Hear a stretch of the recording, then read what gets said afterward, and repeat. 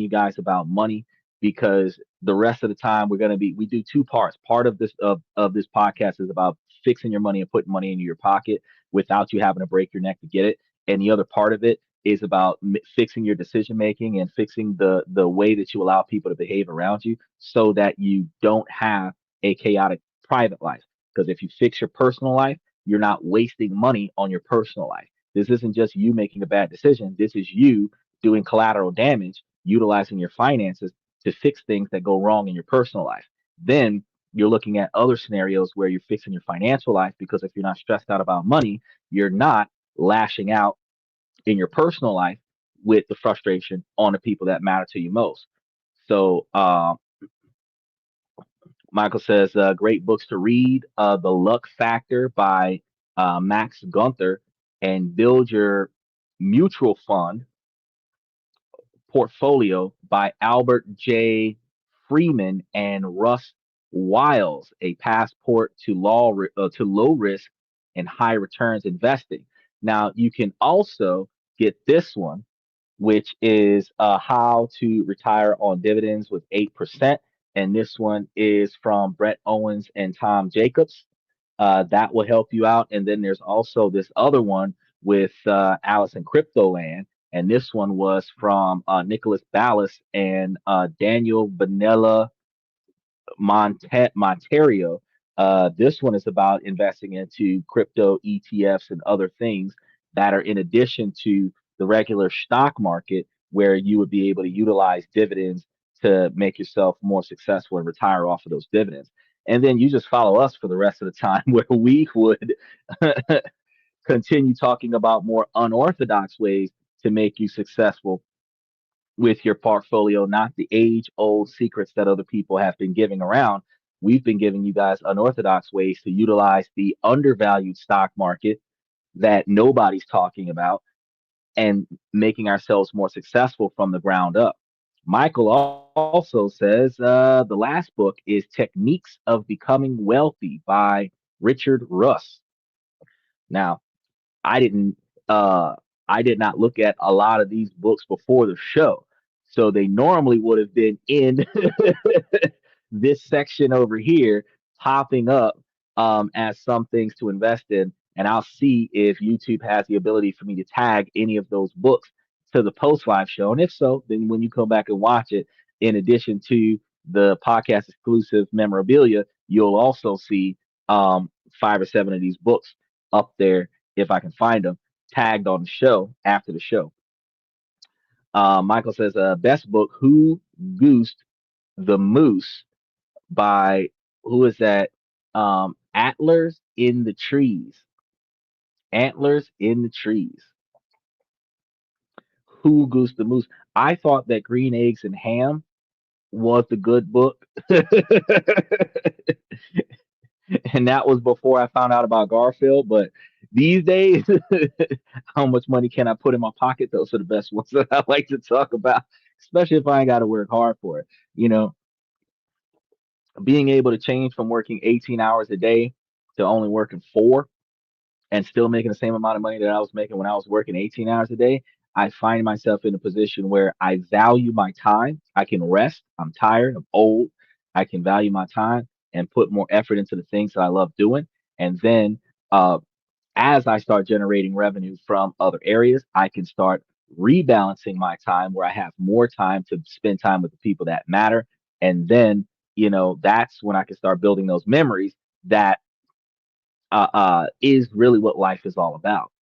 He says Yellow River by Per Freeman. Man, you might as well just go all the way down to Curious George and the Magic School Bus and Clifford the Big Red Dog.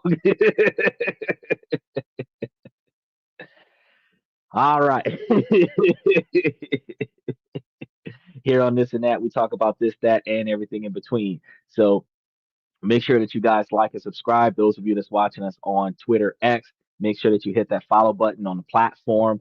Any of the videos that you watch does have a post live show where you the whole show replays and the comment section replays in live action. So as the comments were coming up during the show, when the show went live, the show will have the comments come up. You just have to select live comments or live chat, and it'll show you what was being said at that time during the live show. But YouTube is the only one right now that's doing the live replay of the comments. Uh, Either way, you guys that are watching us on Twitch, special shout out to those that are watching us on Twitch. Danny Stefan, I really appreciate you for being a longtime fan. You guys hit the follow button. I have to get back into Twitch and upload or buffer through more of the shows, but the entire archive history of this channel is on the YouTube channel. So you want to do make time to go over to the YouTube side and like and subscribe over there so that you can kind of get a good glimpse of what's going on. And like Michael said, make sure that you take that time and then share it with somebody who you know that'll benefit from it. So today, while we're talking about relationship red flags, if you know somebody that's got a friendship that's not doing too hot, or a relationship that's not doing too hot, or their family members ain't treating them that good, and you feel like they should think about approaching this situation a little bit different, you might want to tag this show and send it to them so that they could take a look at it. um, it'll start after we finish talking about the stocks. So when they dive into it, they're not going to get all the inside money tips that I talked to you guys about. So because uh, I have been chopping out the first like 10, 15 minutes of the show. So you guys who are watching live get the inside scoop on most of the things that we're talking about live that is not going to be available in the post live. So I want you guys to make sure that you think about that. And then right before we get started, special shout out to Bangladesh because they've been showing us a lot of love lately. Bangladesh has probably been watching us more than most of the other countries combined. So I really appreciate them real quick. Now let's go ahead and get started with today's show. We got a decent quantity of stuff that we're going to go over. Feel free to comment because this is going to get interesting. Now, as you guys know, that when we start dealing with negative behavior in our relationships, it can start small, like friend makes a harmless joke about your outfit, or a family member lays on a little guilt trip because you didn't answer their call right away, and it feels minor, so you brush it off. And that's just how they are in most situations, right? Like it's not worth a fight. Like we usually just dismiss this type of behavior. But what if these aren't just one off moments? What if they're the first subtle test of your non negotiable expectations?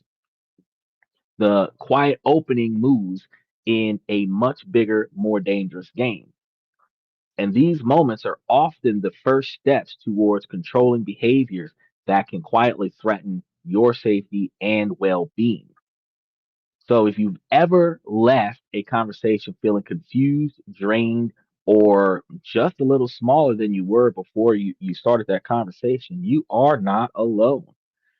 That feeling in your gut, the one that tells you something is off, even when you can't quite name it, is a survival instinct. We've talked about these survival instincts quite a few times over the past month and a half. Your nervous system often senses a threat long before you can consciously recognize it in your mind. So your mind has not yet accepted this as a threat, but your instincts knows this is a problem. In tonight's show, we're going to pull back another curtain, yet another curtain. We're pulling back more curtains than the maids in the White House.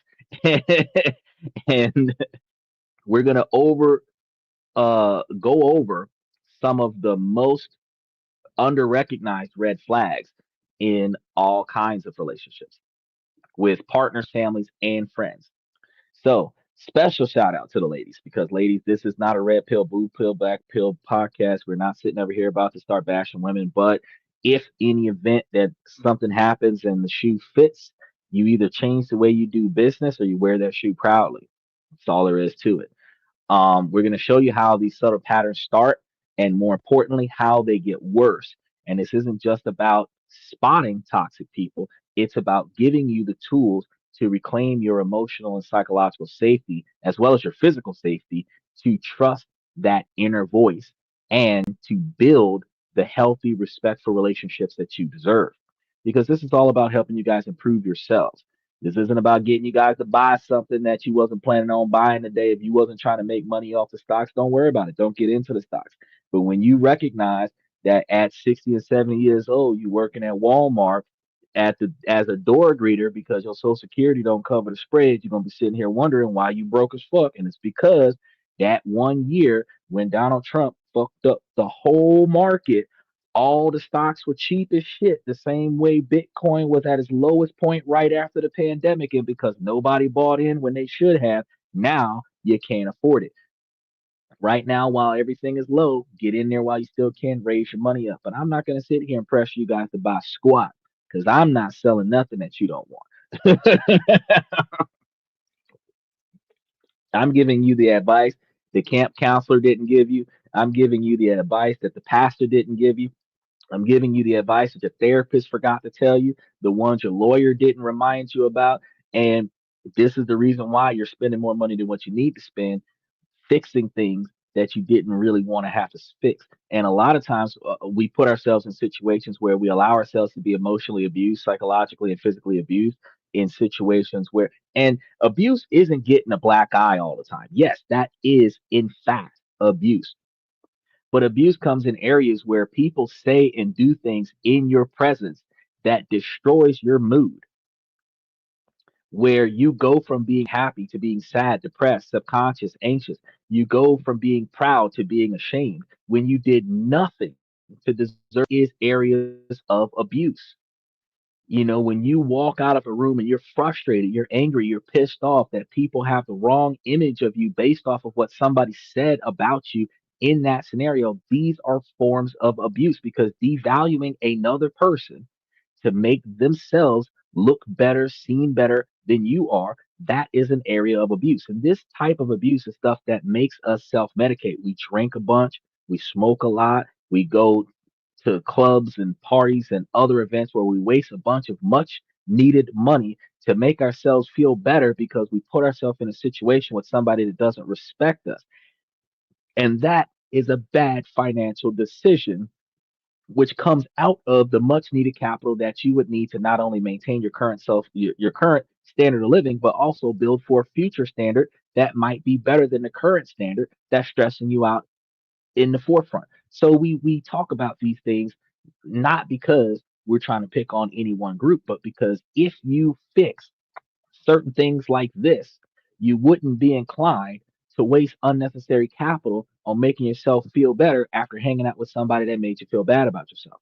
Because if you recognize these signs, it isn't being overly sensitive. It's the most important first step that you can take to protect yourself so that you're not ending up in the wrong place at the wrong time, making the wrong choice.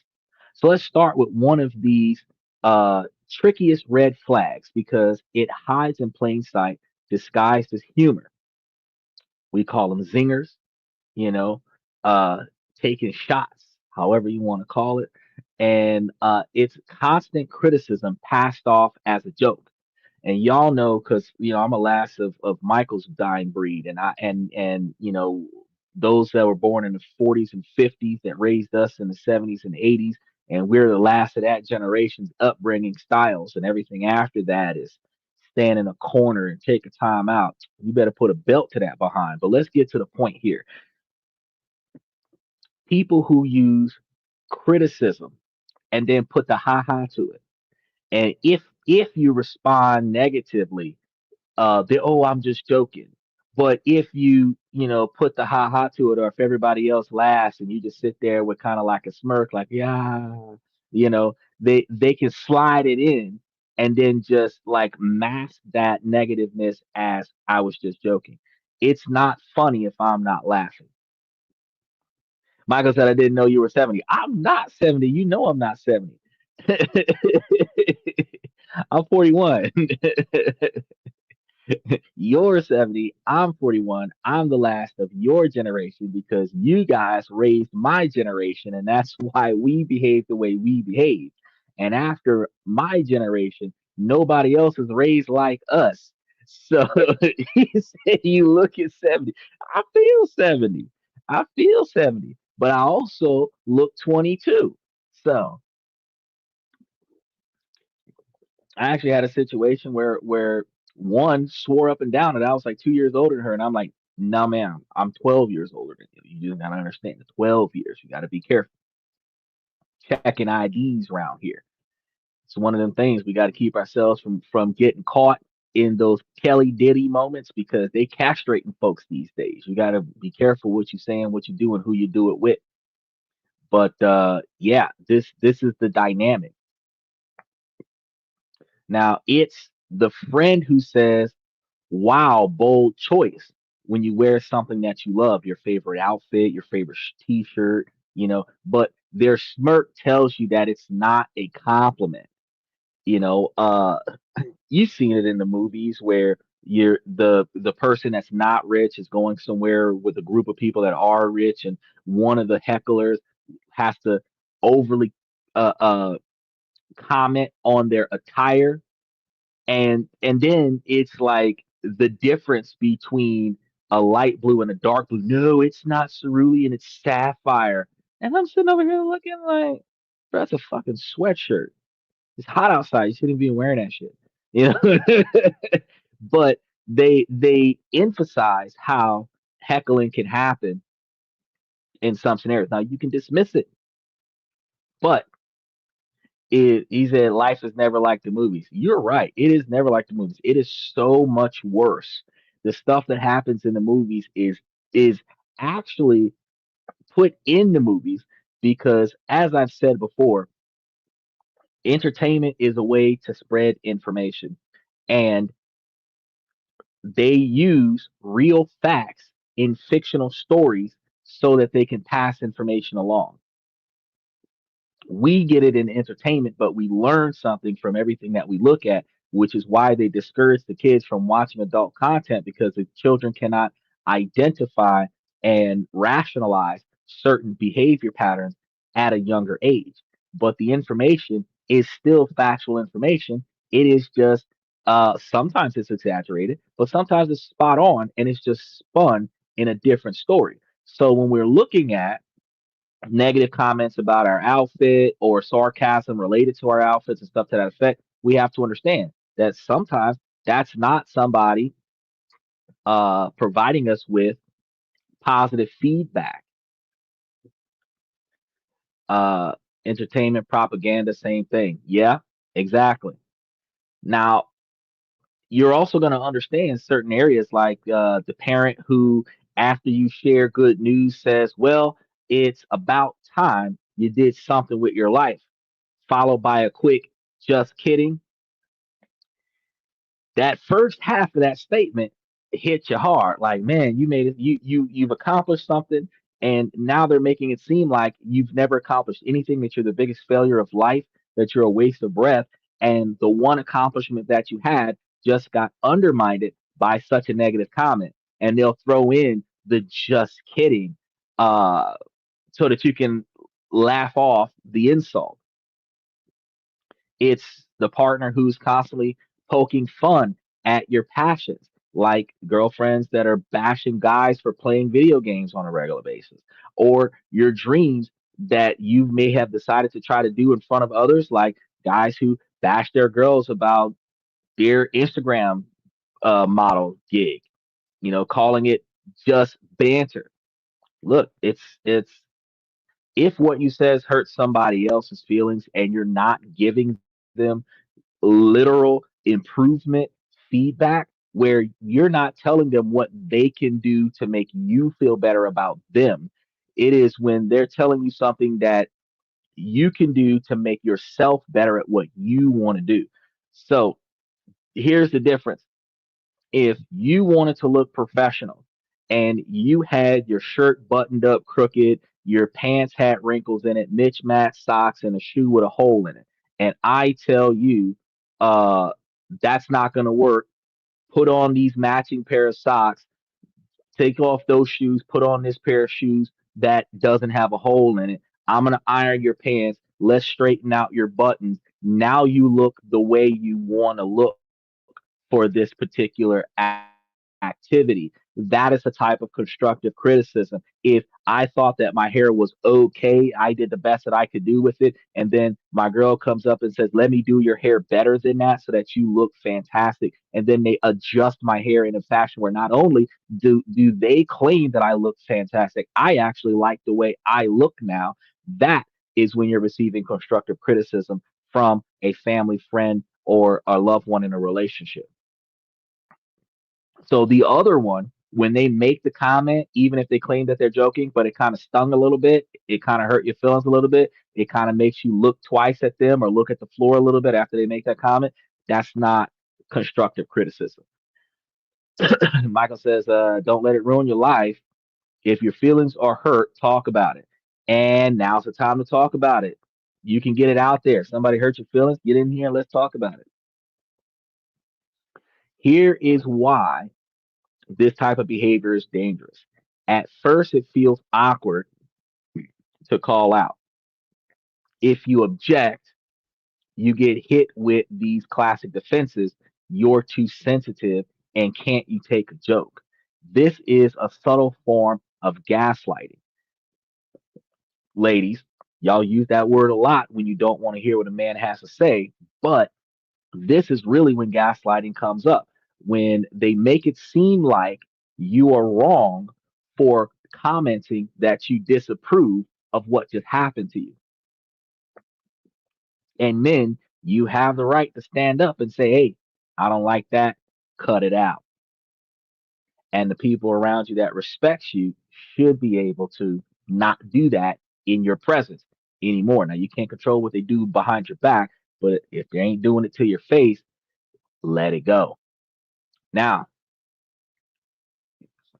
this area of gaslighting is designed to make you question your own feelings because they aren't just making a joke, they're testing your non negotiable expectations to see if they can say something hurtful and get away with it. And truthfully, not a lot of people actually do this on purpose. Some people are used to this type of behavior because it existed in their upbringing, and now they're doing it in their adult life, and they assume that this is the way things are supposed to be. But truth of the matter is that not very many people would be able to take the same type of constructive criticism or negative criticism, roasting even, if it was coming towards them. It would turn into a fight. Michael says constructive criticism, you can't have it. It's two words, constructive versus destructive.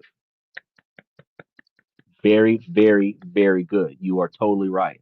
The difference between the two is insane because you criticism is criticism, but one half is going to help you improve and the other half is only going to tear you down. And I'm going to point out the group that's trying to tear you down.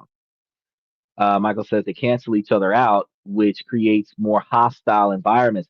That's actually true because if you have constructive criticism that is accompanied by destructive criticism, then at the end of the day, it's just complaining about you all the way around. It's really just tearing you down. It's not You're not going to improve from that. You're not going to learn from the hostility that you just experienced,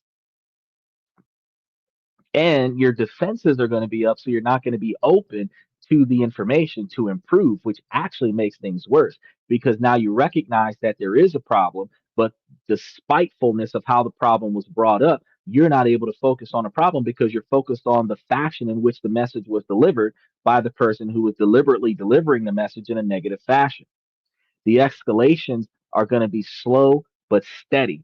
What starts as an occasional jab can turn into a daily barrage of micro criticisms, and your friends' jokes about your apartment become a constant stream of comments on how you're not as successful as they are. I actually had a buddy who used to try to comment about how I was broke, and I would co sign on it. Like, you're right, I am broke, but we drove here in my brand new truck and I co-signed on your car and made the payments on your car so that you could drive them. You have to understand that in financial times of need, when we lean on a friend or a family member, it doesn't always make us broke for life. It makes us go through a hard time. But when we're going through a hard time, and I got the same kind of buddy that really liked to jab it in when they thought that I might receive favor from another person in the group, to keep my attention from somebody else, he would jab it in. I reminded him, I can't take you places when you behave like that, because if you make me look bad, you're ultimately making you look bad because you are the product of the company that you keep. So if I ain't shit, you ain't shit neither. If you're okay with that, then I can't fuck with you because I'm not okay with being in a ain't shit crowd. I don't want to be part of the crowd of losers. So as a result, when I go places, I go less places with you because of that type of behavior, because we are supposed to represent ourselves as successful, and I'm supposed to be proud of you the way you're proud of me, and nothing negative is supposed to come out from you about me, and nothing negative is supposed to come out from me about you. That's the way things need to be, and I nipped that in the bud long before this podcast came out. But when I think about this, I'm like, yeah, I've had friends that did that. I had friends that would in times of success. Ah, remember that one time that I helped you way back when? Right. But remember, I put you through college. So why are we even talking about tit for tats? You know, it's one of those things. Um, Michael says, it's amazing how the mind will work. Have you will pay more attention to the negative versus the positive. Most of us, and like and subscribe, y'all. Hit those reaction buttons.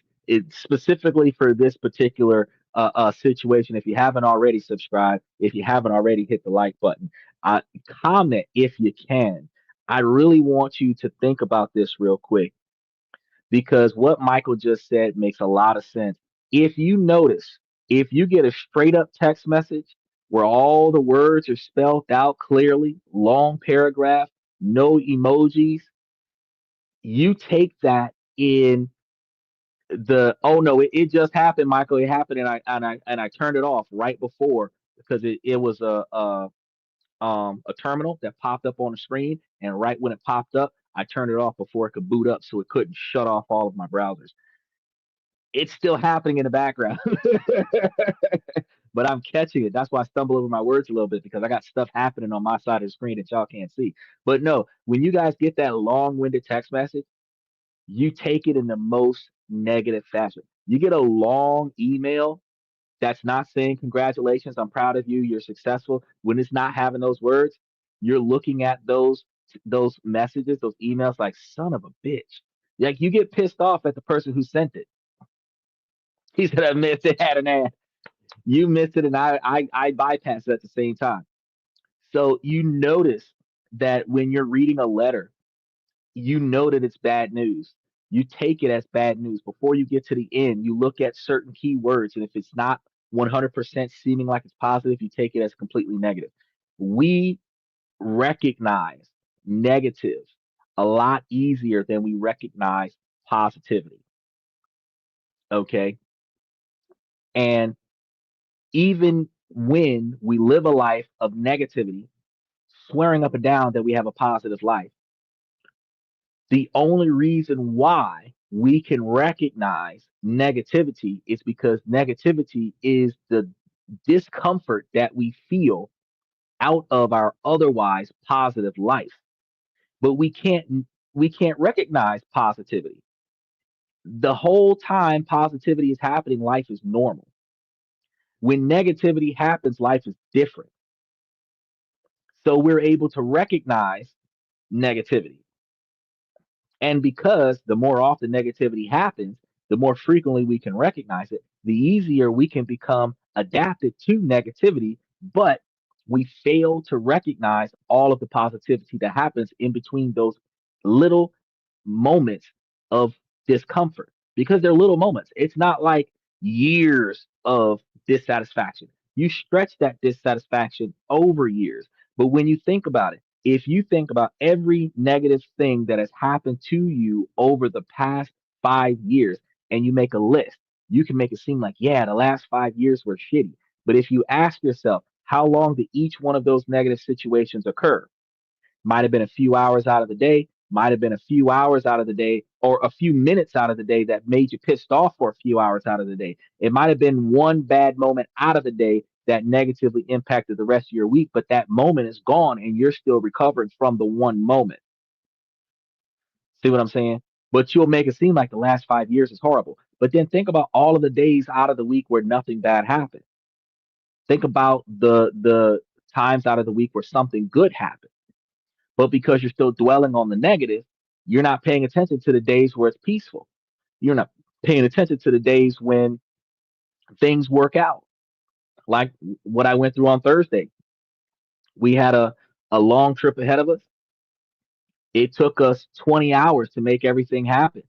But everything that we needed to happen happened, and everything that we could bypass for another day got bypassed for another day, where we were still able to make it back and knock out the show not too long after we had predicted going on the air, where we had no holdups, no hangups, no negative fallouts that would compromise our ability to be successful. So if you still look at that as a good day, it was a long day, but it was still a good day. No frustration, no stress. I mean, we had some concerns because we didn't know what the fuck we were doing, but at the same time, we still managed to get everything done and get back safely. So in a romantic relationship, you can find this type of behavior where it can become especially corrosive because your partner's jokes about you being ditzy or clumsy in a private, soon become public performance. Because, like, ladies, y'all might be doing what you're doing, and then you might forget along the way, and then you might drop something along the way, or trip over something along the way, or bump into something and knock something over along the way while you're trying to get stuff done. And this could typically happen from fatigue.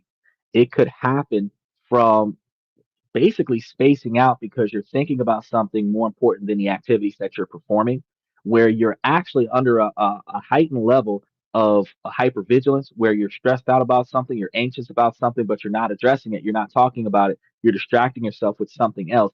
And in that moment, you space, and people call you ditzy. You might knock something over, drop something, trip over something, and people might call you clumsy. But it is not that you're ditzy or clumsy by something else that is bothering you more than what you're doing right now, and you're not addressing what's bothering you, and that is preventing you from focusing on your actions and activities. And now you feel worse because now you have an unresolved problem that has created a new problem that you are now being picked on by your partner. This goes from happening in the house, where they make sly comments in the house, to making these exact same comments in public, which is one of the reasons why when I say, if your spouse is willing to hit you in public, that's not the first time they hit you, because typically the first time they hit you is in the privacy of your own home where nobody sees. So for you to get punched in an elevator by Ray Rice, that means that you was getting punched at the house quite a long time before you got hit in that elevator. Big difference. You've gotten used to it now. The same thing with verbal abuse. When they're able to belittle you in the privacy of your own home and they get used to that, they get comfortable with that. Then when they take it out in public, they're further shaming you in public because they're used to shaming you at the house. You got to pay attention to these things. It goes so far as them telling embarrassing stories about you at dinner parties, framing them as hilarious anecdotes.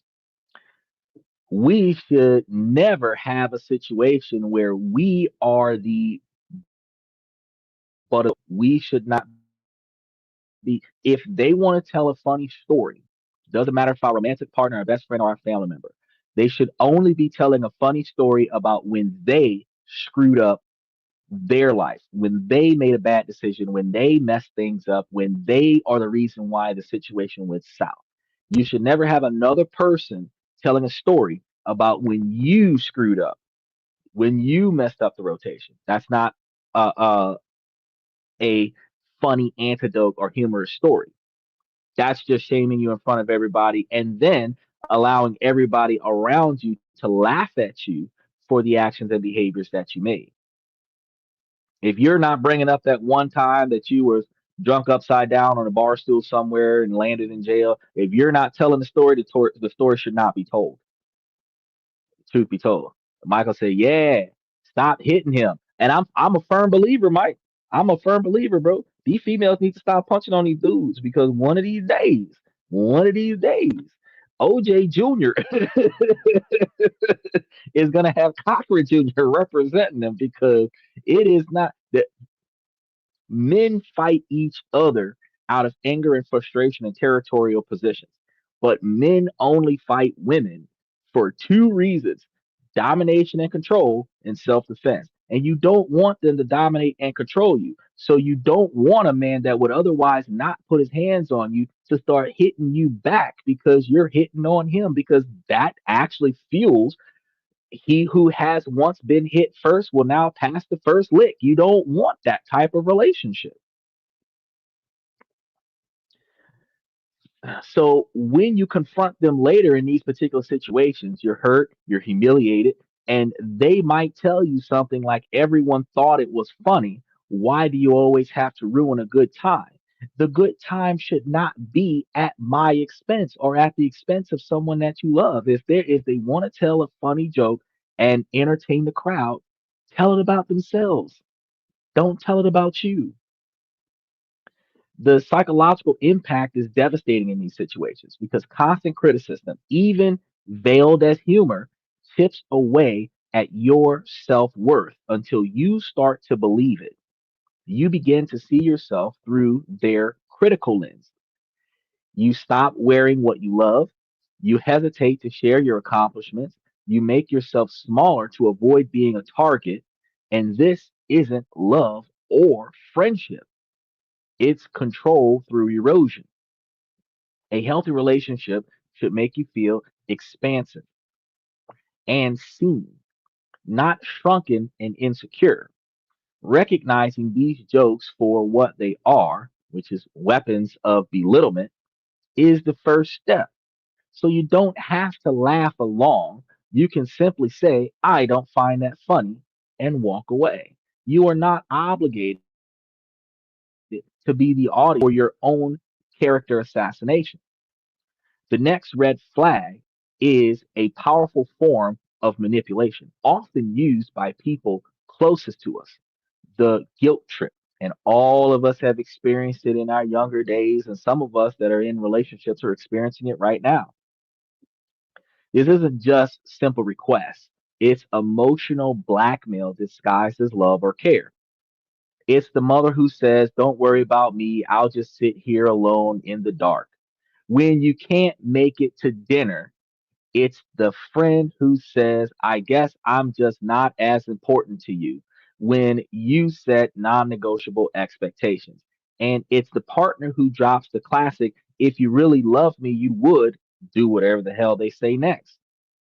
This tactic works so well because it preys on your desire to be a good son, daughter, friend, or partner.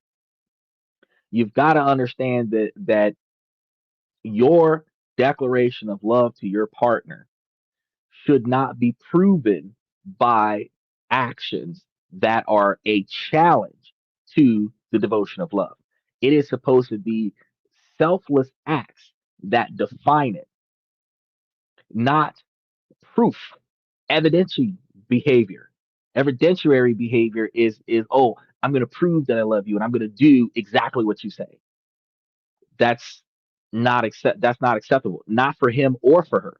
Women believe that men want a submissive woman to prove her loyalty and love to him by bowing down to him and groveling at his feet.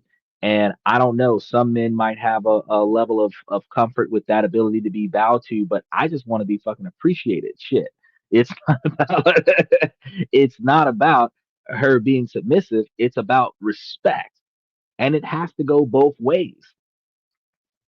The manipulator frames their wants as your responsibility. They make you feel like your love is conditional. If you don't do what they want, you end up being the one that is selfish, and you end up being the one that is unloving, and you end up being the one that is failing them in the relationship. Which then, if they get upset at you because they don't get what they want, you end up apologizing for not accommodating a scenario that ultimately causes you to sacrifice yourself unnecessarily in the relationship. Let's be honest. Ladies, gentlemen, never be in a situation where your partner is willfully asking you to sacrifice yourself. Because while we understand sacrificing is making the hard choice and doing without, making the hard choice and accepting less, even if it's sacrificing sleep to get up in the middle of the night and go to the store for somebody, or sacrificing resources where you give your food to your girlfriend because she wants it, or if it's ladies taking the day off so that your husband can go out on a business trip when you had a promotion interview that you were supposed to be going on. If it's, sacrificing your career because your partner is supposed to be doing something else with their career and not prioritizing your career. All of these things, when they're asking you to make the sacrifice, that's not good. That's not good. If you're not volunteering it, they need to be finding another solution. They should not be asking you to sacrifice yourself for the sake of the family or for the sake of the relationship. He said, hold on. He said, I'm not getting up to go to the store. She wants it. She can go get it. Look, I made that mistake one time. I had worked, what, 12 or 15 hours. I had gotten back to the house. I was tired. I had to get up in a few hours. She was supposedly sick. I had to get out of bed in the middle of the night and drive around to find an open store to get her some NyQuil to help her with her scenario so she could take her behind the bed. And the next day, after she took this cold medicine, all she did was treat me like shit. I'm sitting over here looking like I could have stayed in bed and then I could have got up in the morning and I could have went and got this when I was rested, and you would be too sick to get on my damn nerves right now. But because you healthy and I'm sleepy, this ain't gonna work for me. I'm trying to tell y'all, it does not benefit you to sacrifice yourself for the sake of the relationship because it only allows that person to know that if they say certain things, bat their eyelashes or whatever, that you will end up folding and doing whatever it is that they want. And the more often that that happens, the more often that they do it, which ultimately means that you're going to continue to sacrifice yourself. You should only be in a relationship where they're willing to sacrifice themselves for you as much and as often as you are willing to sacrifice yourself for them. But that's a willing, that's a voluntary. You're not asking them to make sacrifices for you, and they should not be asking you to make sacrifices for them. The pattern is going to start subtly, maybe with a small sign of disappointment when you have other plans. But pay close attention because this behavior escalates. A family member who once used subtle guilt trips might start manufacturing crises around your important life events. And this is going to give you a push and pull scenario where you're going to have to choose between major events with you or their catastrophic crises that once you get there, comes to find out it's not as serious as they made it out to be on the phone. Just to pull you and your focus back towards them and whatever it is that they got going on. You've got the friend who guilted you for not being available, might start demanding more and more of your time, making you feel responsible for their emotional state and pulling you away from other relationships where you have to stop what you're doing at the drop of the hat and come running to the aid of certain friends. In a romantic relationship, this can become a cornerstone of control because a partner might use guilt to manage your social life. I just get so lonely when you go out with your friends or your career. If you take that job, we'll never see each other. But I guess your career is more important. Over time, you can find yourself trapped in a web of obligation, making choices not based on what you want, but on what will prevent the other person's emotional outbursts. The long term damage is resentment and the slow erosion of your identity. So you start living on the defensive, always trying to anticipate the next guilt trip. Your decisions no longer feel like your own and you feel like you're perpetually in debt. Recognizing this pattern is about understanding that real love and respect don't come with strings attached. So healthy relationships are built on choice, not emotional debt. You aren't responsible for managing another adult's feelings. You can offer empathy, you can offer sympathy. I would personally offer acknowledgement of whatever the fuck they're going through because you don't have to relate to them in order to acknowledge that they're going through something. But if you were to give them an I understand you're disappointed, but this is my decision without giving up your autonomy, you can also not understand why they're disappointed. I recognize that you claim to be disappointed. I don't understand it, but I recognize it. Still in all, this is my decision. Now, one of the most dangerous red flags is isolation. It almost never happens overnight. It's not a dramatic, common thing where they command you to stop seeing your friends. Instead, it's a slow, quiet process of driving wedges between you and your support system. Michael says controlling relationships can't see family, control phone calls, or not to use the phone, can't go out in public without him being present, etc. Controlling relationships also come from scenarios where they mitigate who you're going to be out with. So, like when if a man wants to go out and hang out with his friends, and he has a female friend that his girlfriend or wife knows about, she might ask him specifically, is she going to be there? Well, I mean, I'm going out with my friends, so she's one of my friends, so she's probably going to be there. That should go without saying. If it's a quote unquote guys' night, then there shouldn't be a question as to whether or not there's going to be females there. But ironically, in society where there is men, there is women. So even in a guys' night, the guys are not going to be in a building full of guys. The guys might leave in a group, go to the location as a group where the group of guys will be interacted by females, bartenders, hostesses, shot girls, waitresses. There's going to be people there somewhere, you know. But the ideology of determining, uh, oh, the question is formed as, are you planning on going out to cheat? Like, bro, I invited you, you didn't want to go. Doesn't matter who's going to be there. If you're not willing to go to find out, then don't ask.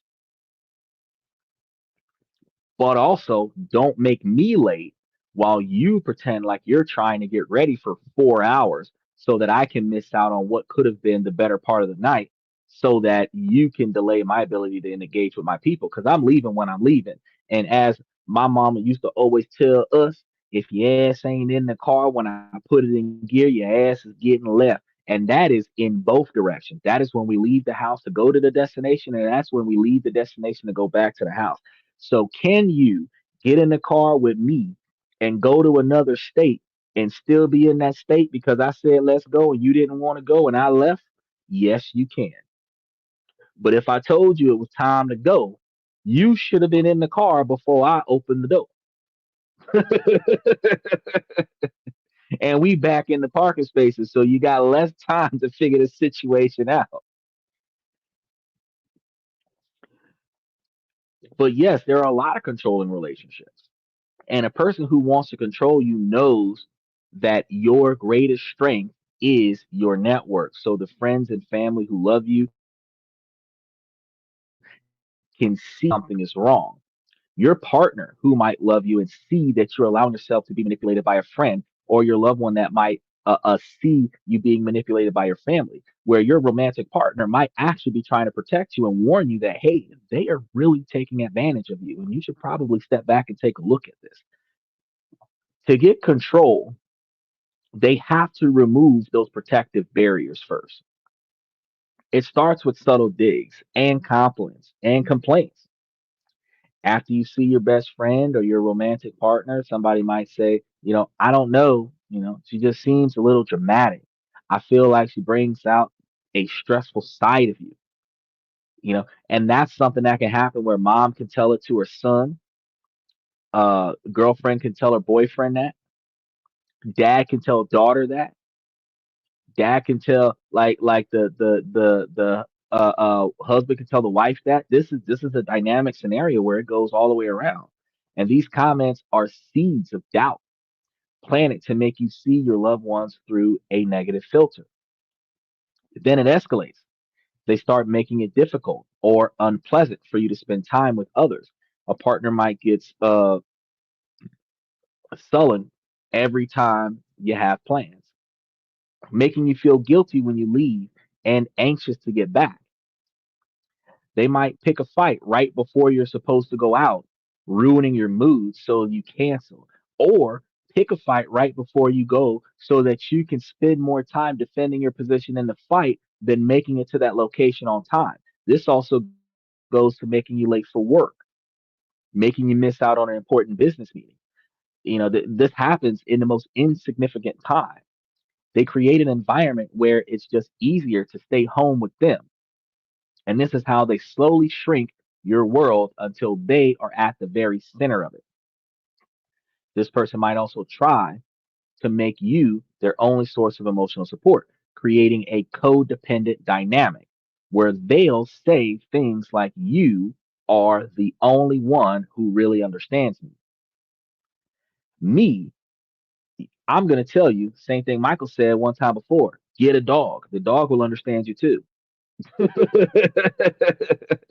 Get a big dog from a puppy. By the time it gets big enough to lay on you while I'm gone, it will know that you got problems. But while this feels flattering at first to some people, it's a profound form of isolation because it makes you feel essentially their survival.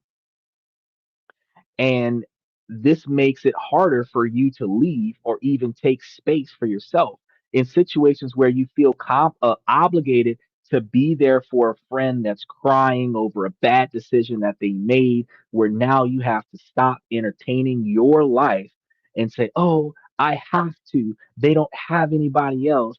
All they got is me." That's because this is what they've been telling you all of this time. If you were the friend that told them that this was a bad idea and it's not going to end well, and they did it anyway and it didn't end well, it is not time for you to stop your afternoon to go over there and go and cater to the bullshit. You told them that this was not going to end well, and it did not end well.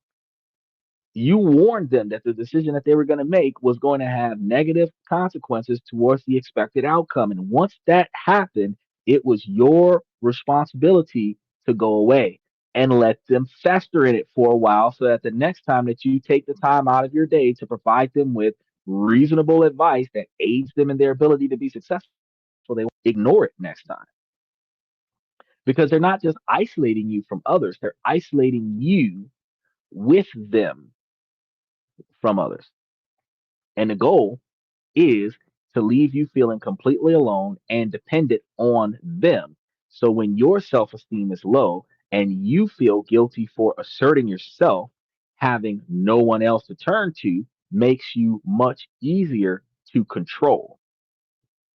If you notice you're seeing your friends less, you're constantly making excuses for your partner's behavior, taking it as a serious warning, you're not acknowledging the fact that this is a huge problem. So if you weren't taking it as a serious warning, now take it as a serious warning after you've watched today's show. Actively nurture your outside connections. They are your lifeline. Now, outside connections is not maintaining friendships with your ex. That's not what we're talking about here. We're talking about your true to life friends that's been with you through thick and thin for decades on end that were never your romantic partner in the past. We're talking about family members that you've known and been around for an extended period of time, and you guys have bonds and communications. You have work friends, you have locational friends, you have a bunch of platonic friends. They are your lifeline. Non-negotiable expectations aren't walls. And I tell you guys about these all the time. I tell you guys to make sure that you pay attention to non-negotiable expectations for behavior.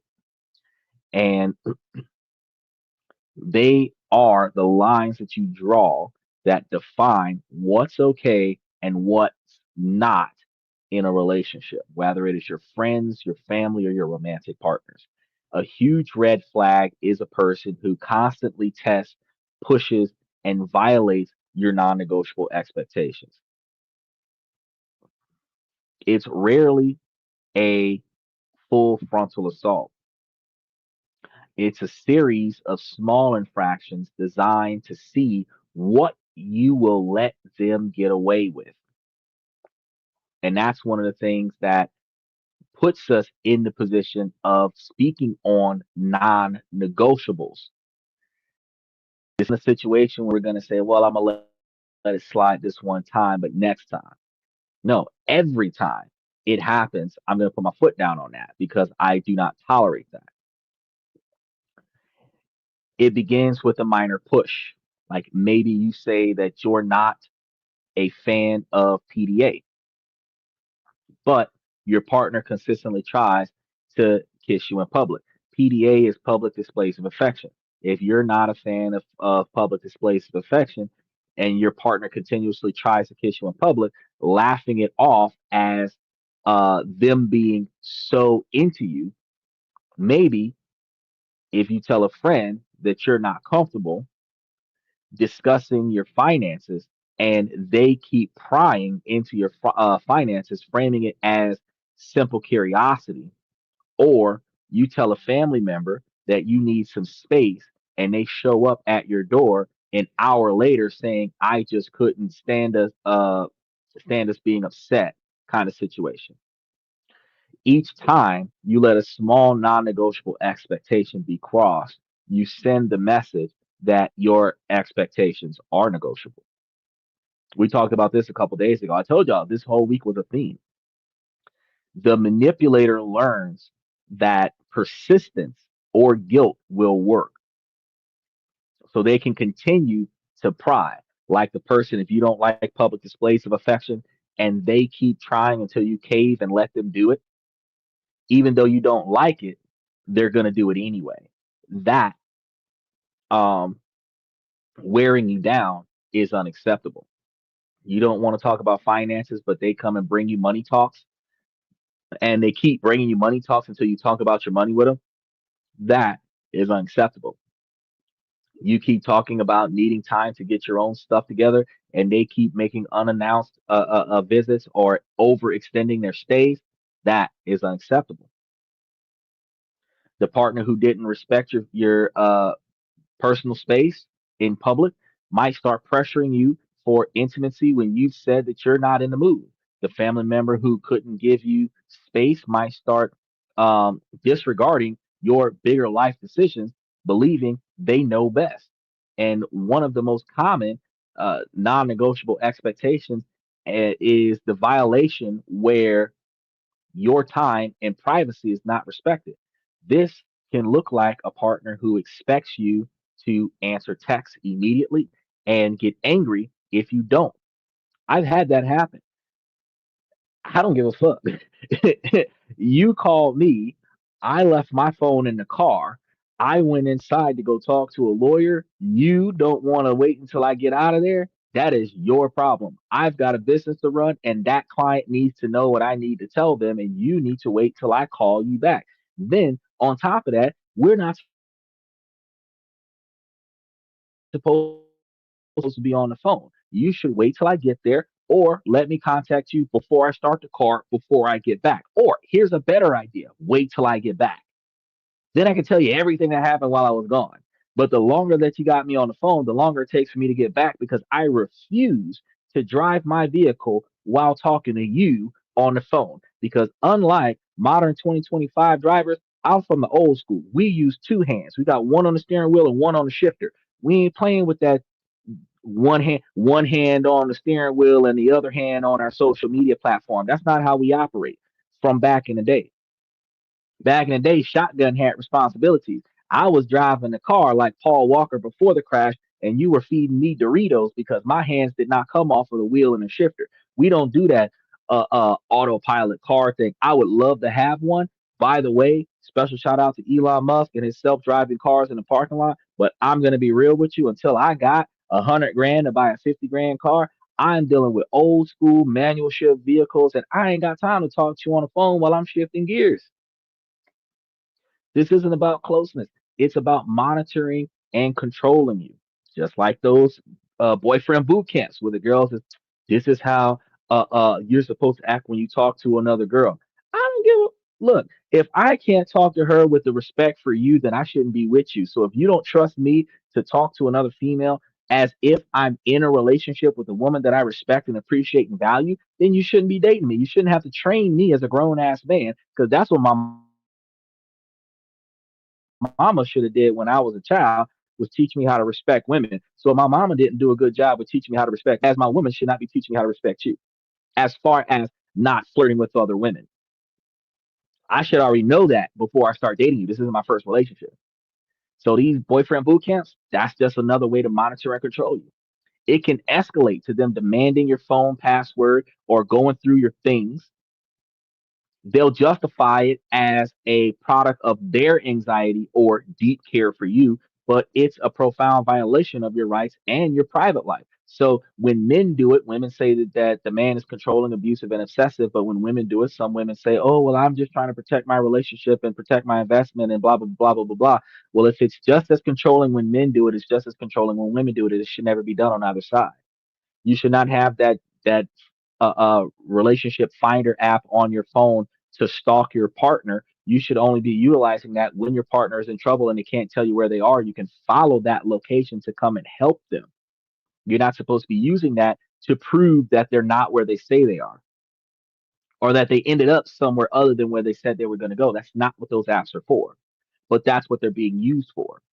You get it in the beginning of your relationship, thinking that that builds a security and trust and safety in a relationship. But really, all it does is it adds a level of toxicity to the relationship where they're actually going to stalk you inappropriately and actually not be the one that comes to your aid. If you notice that, most of you who have that relationship tracker app on your phone, how many times have you actually used it to go help your partner? How many times has your partner actually used it to help you? Y'all got the app. You're in trouble. You're able to call and tell them to come get you or whatever the case may be. You're going to call AAA and then call your homie. You're not even going to call your partner because you didn't want to disturb your partner. So with all of this going around, it's like, why do we even have these apps in the first place if we're not going to use them appropriately? Think about that real quick. The psychological impact is a loss of self. So you lose touch with your own needs because they've been so consistently ignored. You might even feel that setting non-negotiable expectations is selfish. Some people write a book that says, "Hey, you can be a little selfish for yourself sometimes." This is the goal of people that are trying to control you to erase the lines where you end and they begin. Reestablishing non negotiable expectations is an act of self respect, not selfishness. It can be as simple as saying, "I've already answered that," or "I'm not available to talk right now." Me, I keep my phone ringer off. So if I wasn't expecting your call, I'm not answering the phone. I screen my calls where I could see you on the call, your name across the screen. And if this is not the time that I told you that I was available, I'm not answering the phone, even if I'm not busy. Specifically because I told you before that if I'm available 3 hours before my podcast and you call me 5 hours before my podcast, I am not answering the phone. I might call you back 2 hours before my podcast because I told you that that's the timeline that I'm available, but I will not respond to you during a time that I am not free. If I tell you I'm only off on Thursday, you call me on a day that's not Thursday, I'm not going to answer the phone. That sets a precedent where if you really want to talk to me, you're going to call me on the day that I'm free, that I told you that I'm free, not the day that you feel like I should just stop what I'm doing and talk to you. The reaction that you get to a firm, non negotiable expectation tells you everything that you need to know about that person. Someone who respects you will respect your no. They will respect your timeline. They will respect your availability calendar. Someone who wants to control you will see it as a challenge where they will just call you whenever they feel like it's a good time to call you. When it's important to them that they get in touch with you, they will put in effort to reach out to you. Me, I know that if you work a 9 to 5 and you get off at 5, it take you 30 minutes to get home. You might spend 5 or 10 minutes in the back. I'm gonna call you an hour and 10 minutes after you get off from work. After the time I know that you should have gotten off from work because I prioritize your time. Give you enough time to get home, even if you're stuck in traffic. Take off your shoes, rest, relax a little bit, and then the phone rings. Hey, how you doing? As opposed to hitting you up in the middle of your workday. Of all the red flags, gaslighting is one of the most psychologically damaging because it's designed to make you doubt your own mind. It's a manipulative tactic where a person systematically erodes your perception of reality, your memory, and even your sanity. The term comes from the 1944 film Gaslight, where a husband tries to make his wife think she's going insane by subtly uh, dimming their gas powered lights and then denying that it's happening. It's the ultimate power play. If they can control your reality, they can control you. Gaslighting often starts with simple denial. So you confront someone about something they said that hurt you, and their response is, I never said that. You're remembering it wrong. You're not remembering it wrong. It really happened that way, but it delivered with such conviction will have you start to second guess yourself. Did I hear them correctly? Am I making things up? From there, it escalates. The gaslighter won't just deny reality, they'll create a false one. They might hide your keys and then help you look, saying things like, you're so forgetful lately. I'm starting to worry about you. They'll weaponize your feelings against you. God forbid if you admit that you might have high levels of stress and you're short memory loss, they will take advantage of that knowledge and then make it seem like, oh, you're so forgetful. No, the fuck, I'm not. Certain stuff that might slip by, but not everything that benefits you or everything that disadvantages me. Am I forgetting consistently? That makes absolutely no sense. But when you get upset, they'll say you're being hysterical, devaluing the fact that their actions and behavior frustrate you, or you're making a big deal out of nothing, further devaluing the fact that you are dissatisfied about the situation that you're in. These phrases are engineered to make you feel like the unstoppable one or the unstable one, not unstoppable. It makes you feel like you're the unstable one, the one that has something wrong. But a key tactic is to attack the people that you trust. They might say that your friends are all liars or your family is crazy. You can't trust their judgment. And this is a calculated move to cut you off from reality checks. So if they can discredit everyone else in your life, you're left with only their version of events.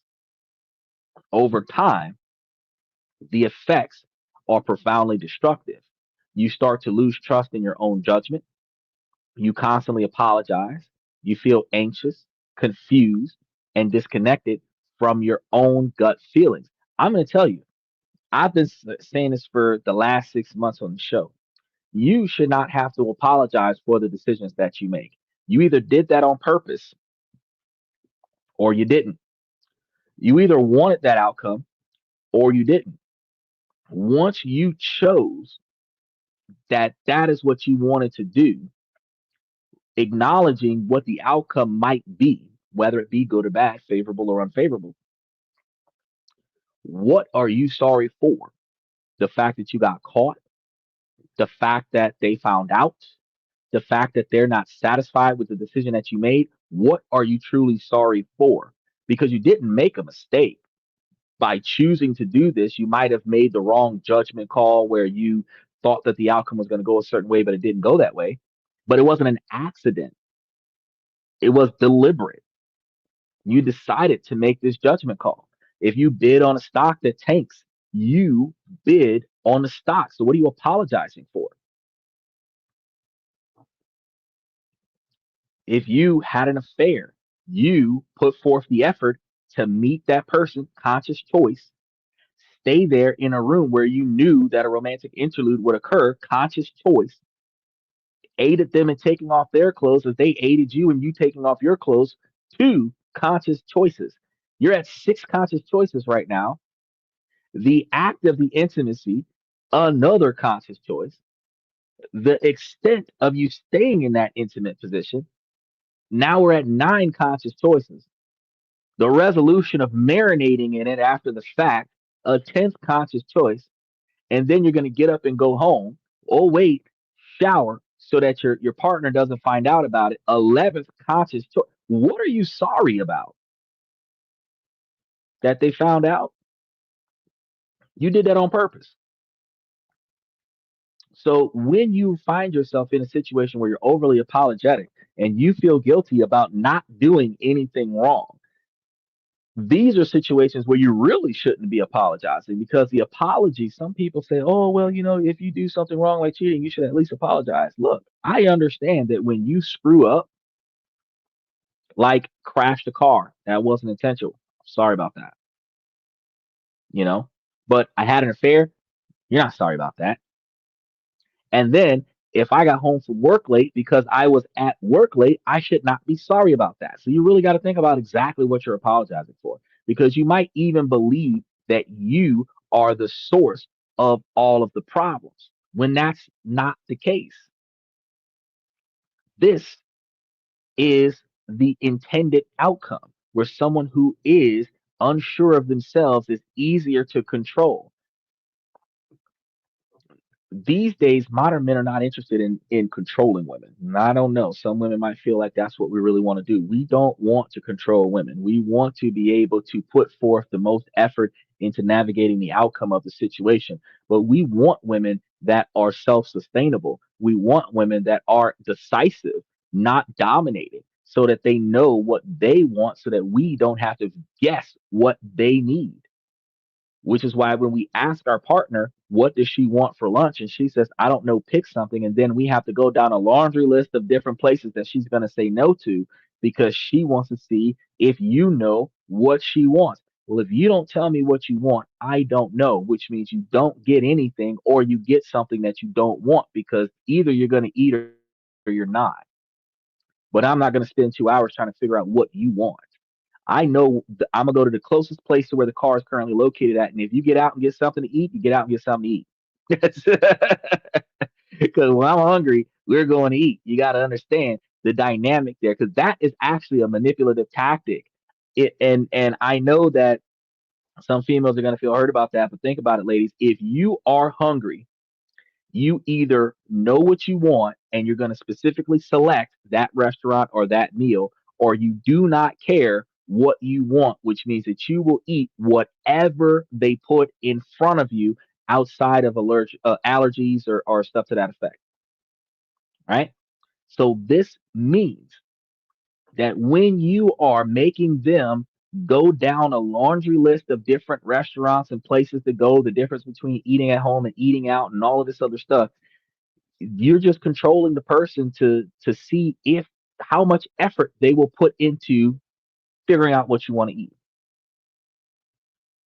You got a favorite place that you would like to eat? If you're a Chick-fil-A kind of girl, I'm just going to take you to fucking Chick-fil-A. I'm not going to ask you if you're hungry. I'm hungry, so I'm going to stop by Chick-fil-A and you're going to get something. That's how that's going to work.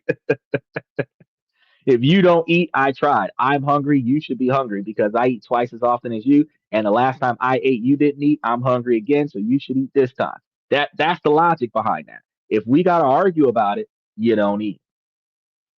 Someone who is unsure of themselves is easy to control. Y'all got to understand this. And not a lot. Most women do not feel it attractive after they have dominated their man, even though they proactively put in effort to dominate their man. So fellas have to be assertive about their position, because if they allow themselves to be dominated by their woman out of loyalty, respect, and allegedly love, you end up losing the woman, which is the effort that you are trying to avoid because she's not attracted to a man that's not assertive. Fighting back starts with grounding yourself in your own reality. You have to write things down. If you're in a situation where they're claiming that you're forgetting certain things, you need to write stuff down. And don't just write it down on a piece of paper where the piece of paper will come up missing. You need to write stuff down in a locked uh, folder in your phone with a unique passcode that they don't know. Put all of your notated information in there. That way, wherever your phone is, you know what you said, and you write it down and you date it. That way, you know when you said it, when this situation occurred, so that you can remind yourself of when this went down. You want to confide in and trust friends, and a lot of times you can do this with a therapist or a priest or a pastor or a rabbi or somebody, because a third party neutral entity is somebody that you can get genuine assistance with as far as positive advice, because they have no motive to destroy you.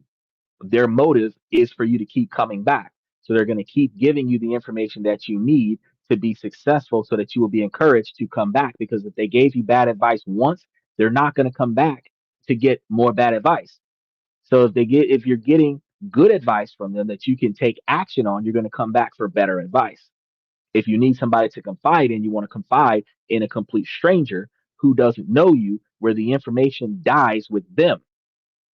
It is good to confide in a trusted friend, but every time you tell a trusted friend deep, dark secrets, that is more weaponizable information that that friend can use against you when you hurt that friend's feelings. So as long as y'all are on good terms, trusted friend is a good person to confide in. But as soon as you burn that bridge, it's the Epstein list all over again. They're just coming out of the woodwork with all the secrets. But you want to be able to confide in someone who can offer you an outside perspective, third party looking in. Hindsight is always 2020, but from the outside looking in, somebody else can analyze it from a different perspective than what you're analyzing it. Hold on to that feeling that tells you something is wrong. You shouldn't be in a relationship, whether it's a friend, family member, or loved one, where you feel like something is wrong, but you want to, if you feel like something is wrong, you want to hold on to that feeling, because you can simply state, I know what I saw, or my feelings are valid, and refuse to get into a debate over your own sanity. If they say that you're mistaken, that you're wrong, that you're imagining things, no. I know what I saw, I know how I feel, and I remember what we discussed. So I'm not crazy. So if between the two of us the information isn't accurate, it is accurate with me. So that means that it must be not accurate with you. But I know what went down. Reclaiming your reality is reclaiming your power. Now we're covering some heavy but crucial information. And if any of this sounds familiar, please know that you are not alone. Recognizing these patterns is a massive step forward in protecting your peace and your safety. If you're finding any of tonight's show helpful, please take a moment, if you haven't already done so, to subscribe to the channel, click the notification bells on the upcoming shows that we've got. We're dedicated to creating a lot of content that's going to be empowering you to build healthier relationships and a stronger sense of self, alongside helping you build a more financial stable life to move forward with in a more successful fashion. And I also want to hear from you guys, because if you've ever uh, experienced a quote unquote joke that didn't feel funny, or a guilt trip disguised as care, share your experience in the comment section. It could go all the way back to your childhood. It could be a girlfriend, a boyfriend, a husband, a wife. It could be a best friend. It could be a teacher, a colleague. You get guilt trips from your boss on a regular basis when they need you to come to work and they're going to coerce you. Come on, man. You know you're going to make overtime. You know we can't do this without you. blah blah blah. Bro, if you really needed me, you would have scheduled me to cover this shift because you know that when you put Edward there, that Edward don't show up. So since he don't never show up on time, bro, you should have put me on that shift. Today's my day off. I should not be coming in to cover that shift. I had plans today. You're asking me to cancel my personal life so that I can relieve your stress. But if I ask for a day off and I say, well, I want to take off for the 4th of July, that same boss is going to come and tell you, it's blackout week. We can't allow anybody to schedule time off. Wait, so you can interfere with my personal life, but I can't go enjoy my personal life because you're busy this week? Where's the uniformity? Reading each other's stories help us all feel less isolated and more validated because you come to understand that not only are you not alone, that your story might not be the most extreme one. And your story could be the one that helps someone else finally see their own situation clearly. Because a lot of times we are more likely to fix someone else's problems. Even if they're having the same problem as us, we're more likely to fix someone else's problems from a third party perspective than what we are to fix our own. So one of the most disorienting red flags is going to be the love bombing. Now, a lot of the people that are narcissistic or coming out of a narcissistic relationship misuse this word on a regular basis and turn that initial um, heightened level of affection at the beginning of a relationship as love bombing. That's not love bombing. If somebody genuinely wears their heart on their sleeves and they're head over heels for you in the beginning of the relationship, that first 3 months, they really, really do care about you. And because you have been so damaged, or the kind of person that's so damaging, you're disrespecting this person and devaluing their feelings for you, and while they have to put 3, 6, 9 months of proving to you that they really do care about you, you are destroying your relationship before it even starts by devaluing how much the other person cares about you. If they care about you, let them. And this is going to be the first thing that you're going to come to understand. It's going to feel like a dream come true. It's intense, it's overwhelming showers of affection and adoration right at the start of the relationship. But a person that is head over heels in love with you is going to be misrepresented as love bombing. They texting person, you have to be cautious to make sure that they're not pulling the wool over your eyes. But you're not supposed to devalue the attempt as immediate love bombing just because somebody persistently wants to be in your life.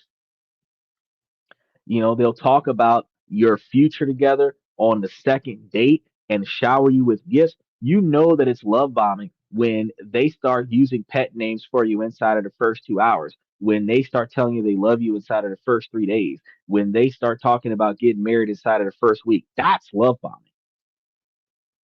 But just really, really having a strong desire to be in your presence, identifying it as a crush, um, and really changing their whole schedule to be around you, not necessarily love bombing. You got to know the difference between the two.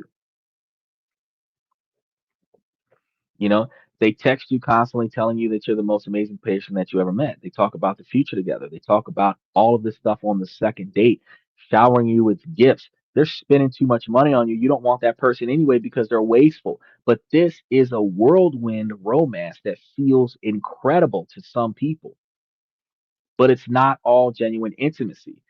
It's a tactic. Love bombing is a grooming process designed to get you hooked. The manipulator creates a powerful fantasy of perfect love, making you emotionally dependent on that feeling.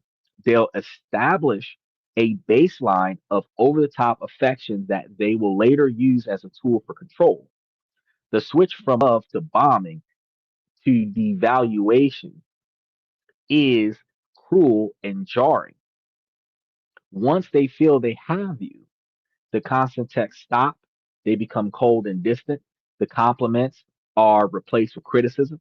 The person who put you on now finds fault in everything that you do.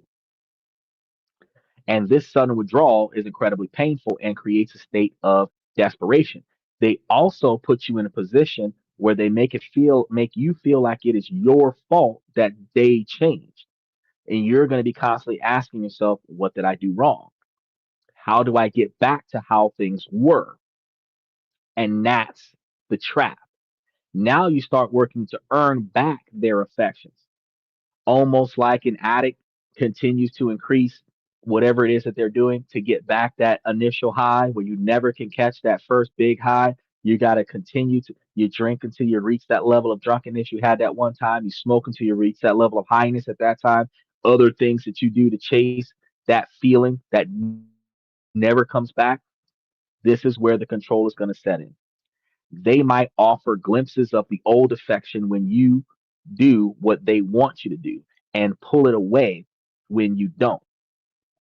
They are training you using affection as a system of reward and punishment.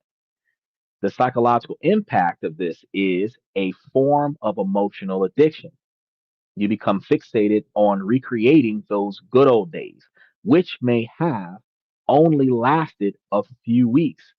You started to accept behaviors you never would have before, all in the hopes of getting the love bomber back. It damages your self esteem because you're internalized the belief that you're not good enough to keep their love. It's an insane tactic, but it is very effective. You have to look at the way things were when you were happy, and then you have to look at when things changed. And then you have to go back and look again when things changed back. What was different? It wasn't you. Notice if they're only happy when you're handing them your paycheck and then they're miserable when you don't, that's the change in the behavior. You have to notice, and they're only happy when you're sacrificing yourself for them. And when you don't make the sacrifice, they change. That is where the change begins. Not because you did something wrong, because you did not do what they wanted you to do. The key is spotting the love bombing. And this is a pace of intensity. Healthy love builds over time. It doesn't sprint into the finish line in a week. And you got to understand, narcissistic love bombers typically can only put up this affectionate role for up to 2 weeks, 3 weeks tops. If you come to find that you've got an argument going on every 5 to 7 days, it's good for a couple of days after the argument as long as you're doing what they want. But if you ever stop doing whatever it is that they're asking you to do, the resentment starts to build and arguments start to build. You can start timing the arguments. You're being love bombed. If you can start timing the fallouts, you're being love bombed. They're in for a week, they're out for 2 weeks. Y'all are together for a month or so, and then y'all break up for a couple of weeks and then y'all get back together. Some people cause conflict in their relationship so that you can break up, so that they can sleep with someone else. And because you are on a break, it's not considered cheating. Then they will come back when they're done with the other person and get back together. And we're going to make this work. It works until someone ends up pregnant. It feels steady and secure, not the good relationship. A good sense of love is going to feel steady and secure. It's not going to be like a frantic performance. It's not going to be a roller coaster like a stock option. If a relationship feels too good to be true at the very beginning, with wild declarations and future planning that seems way too fast, it's wise to take a step back. We're not saying reject the gestures altogether, but be cautious about those gestures. Pace yourself. If those offers are genuine, those offers will always be on the table. It's not a limited time offer. If they want to spend the rest of their life with you, they've got the rest of their life for you to say yes, which means that if you want to be with them and they are literally wanting to be with you, they can wait until you are comfortable with agreeing to that because you're not going anywhere in the meantime. A healthy person's respect for you won't vanish overnight, but a love bomber's adoration is a tool that they will put away as soon as they don't need it anymore. So as long as they're not sure that they got you, they're doing everything that they need to do to make you feel the way you want to feel, so that once they got you, they can shut that off, and now they can start uh, uh, taking advantage of the situation. Now, the next red flag is the person who has perfected the art of avoiding all responsibility. Now, this usually couples with gaslighting and love bombing. They live in a state of perpetual victimhood where nothing is ever their fault. Now, I understand that ladies are waiting on me to say, ladies, y'all do this, but ladies, y'all have to realize that whether you do this on purpose or not, society has set the magnitude that it is never a female's fault. It is always the male's fault. Happy wife, happy life. A good man is always wrong, even when he's not wrong, and his woman is always right, even when she's not right. Even though women are not deliberately in this perpetual state of victimhood, society could build that perception. And the fact is to break that trend, even in a society where a good man is supposed to take responsibility even if he didn't do anything, a good woman is supposed to not allow her man to have to do that. If she knows that she made a mistake, before he starts to apologize for it, she needs to let him know that it wasn't his fault and she's apologizing for what she recognizes that she did wrong. Doesn't matter what it is. Forgot to put the gas in the car, left the food in the oven too long, whatever it was. Don't let him blame himself for what he wasn't responsible for. Because even though you're not the kind of woman that would treat your man that way, it doesn't mean that your man hasn't been conditioned this way in his society over the last 10, 20, 30 years of his life, of his adulthood, depending on how old he is. So, in order for you to break that chain in your current relationship, don't let your man apologize for something he didn't do, or something that he wasn't there for, or something that he wasn't responsible for, something that happened that was outside of his control, especially if he had no knowledge of it. Don't let him apologize for that. You want to break that chain. But if you end up in that relationship, because guys do it too, being in a relationship with somebody that never takes responsibility for what they're doing, it's like living in a hall of mirrors where accountability always gets deflected back onto you. And you get frustrated with it because half the time you don't even know what the hell is going on, but you are being targeted as the person that is responsible for it. This pattern often starts with them telling you stories where they were wronged by you or everyone else around them. Crazy exes, terrible bosses, unfair family. And at first, you feel sympathetic. You see them as a sensitive soul who's been mistreated. You want to be the one person who finally treats them right. But this is exactly the response that they're looking for. The escalation happens when you become the next villain in their story. The moment a conflict arises, their victim narrative kicks in.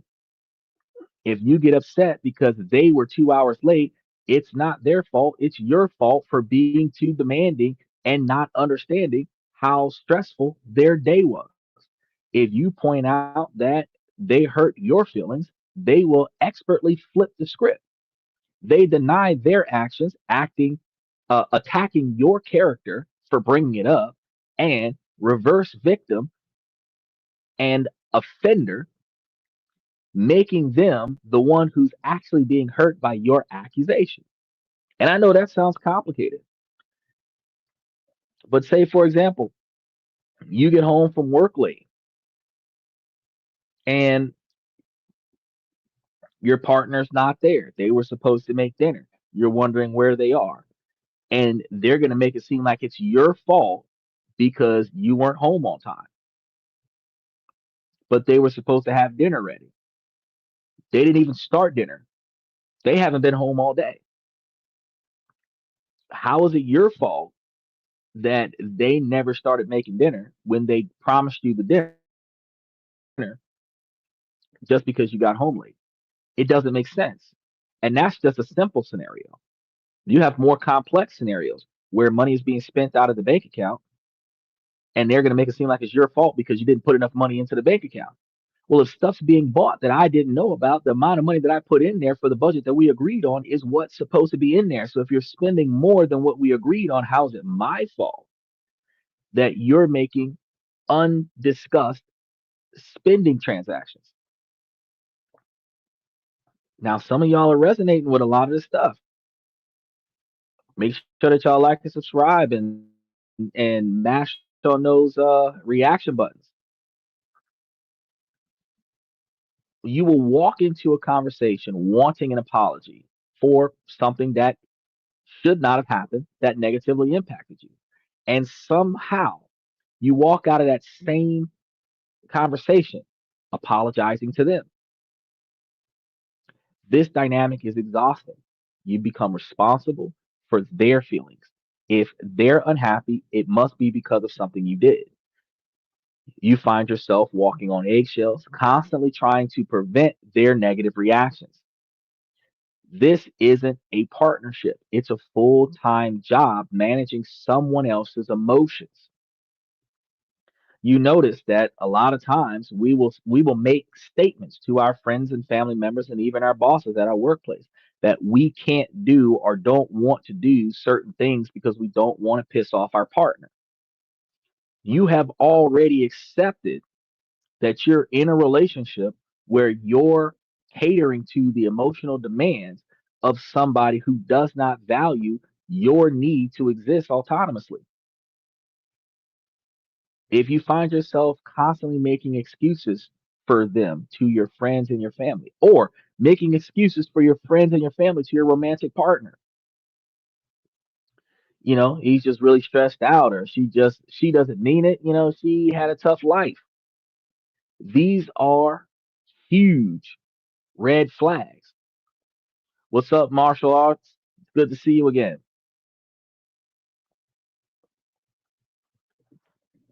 Hopefully, you're enjoying your Saturday evening. Now, you've been recruited in situations to do PR for their bad behavior when you're making excuses for your loved ones, whether it's your friend, your family member, or your romantic partner, when they're performing unacceptably and you have to defend them when they're not there. And a healthy adult takes responsibility for their own actions. So you don't have to come to their defense. Oh, you're not doing good. Saturdays is a tough Saturday. What's going on with your Saturday that's got you pushing forward though? It's got you stressing the stressiness.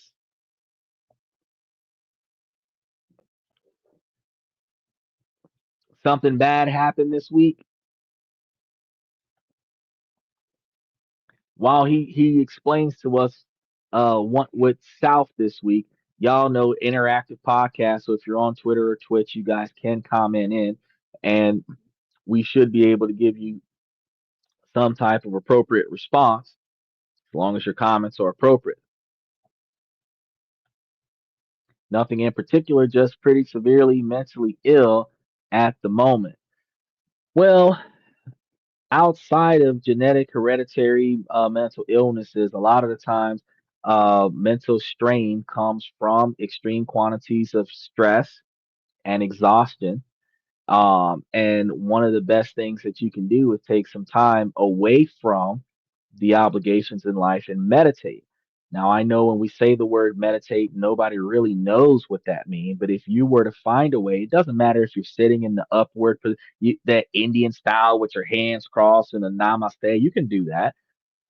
Or you can just go lay your ass down in the bed, turn on get you a dehumidifier and turn on some something with no words on it because you don't want to have to force yourself to think or process information and just stop focusing on what's important. If you have to sit there and think about counting sheep or think about numbers running through your head, not the numbers that are in your finances, not the budget, just count to 1,000. Count to 1,000 using odd numbers. Count backwards from a million. You're just gonna just stop thinking about stuff.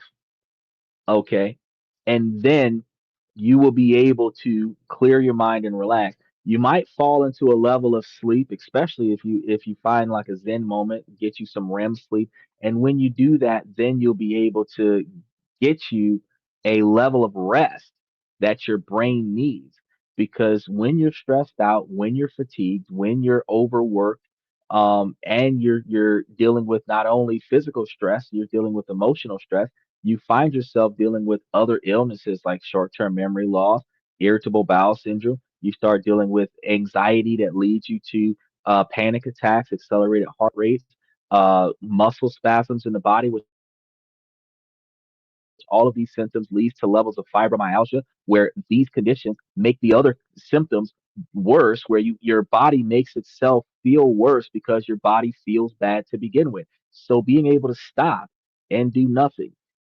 I don't recommend laying in a tub and going to sleep because sometimes people like to sink into that tub and then they don't remember to breathe. So I don't recommend that. But you can turn the air conditioner down to 40 degrees, wrap yourself up in a blanket and sit on the couch.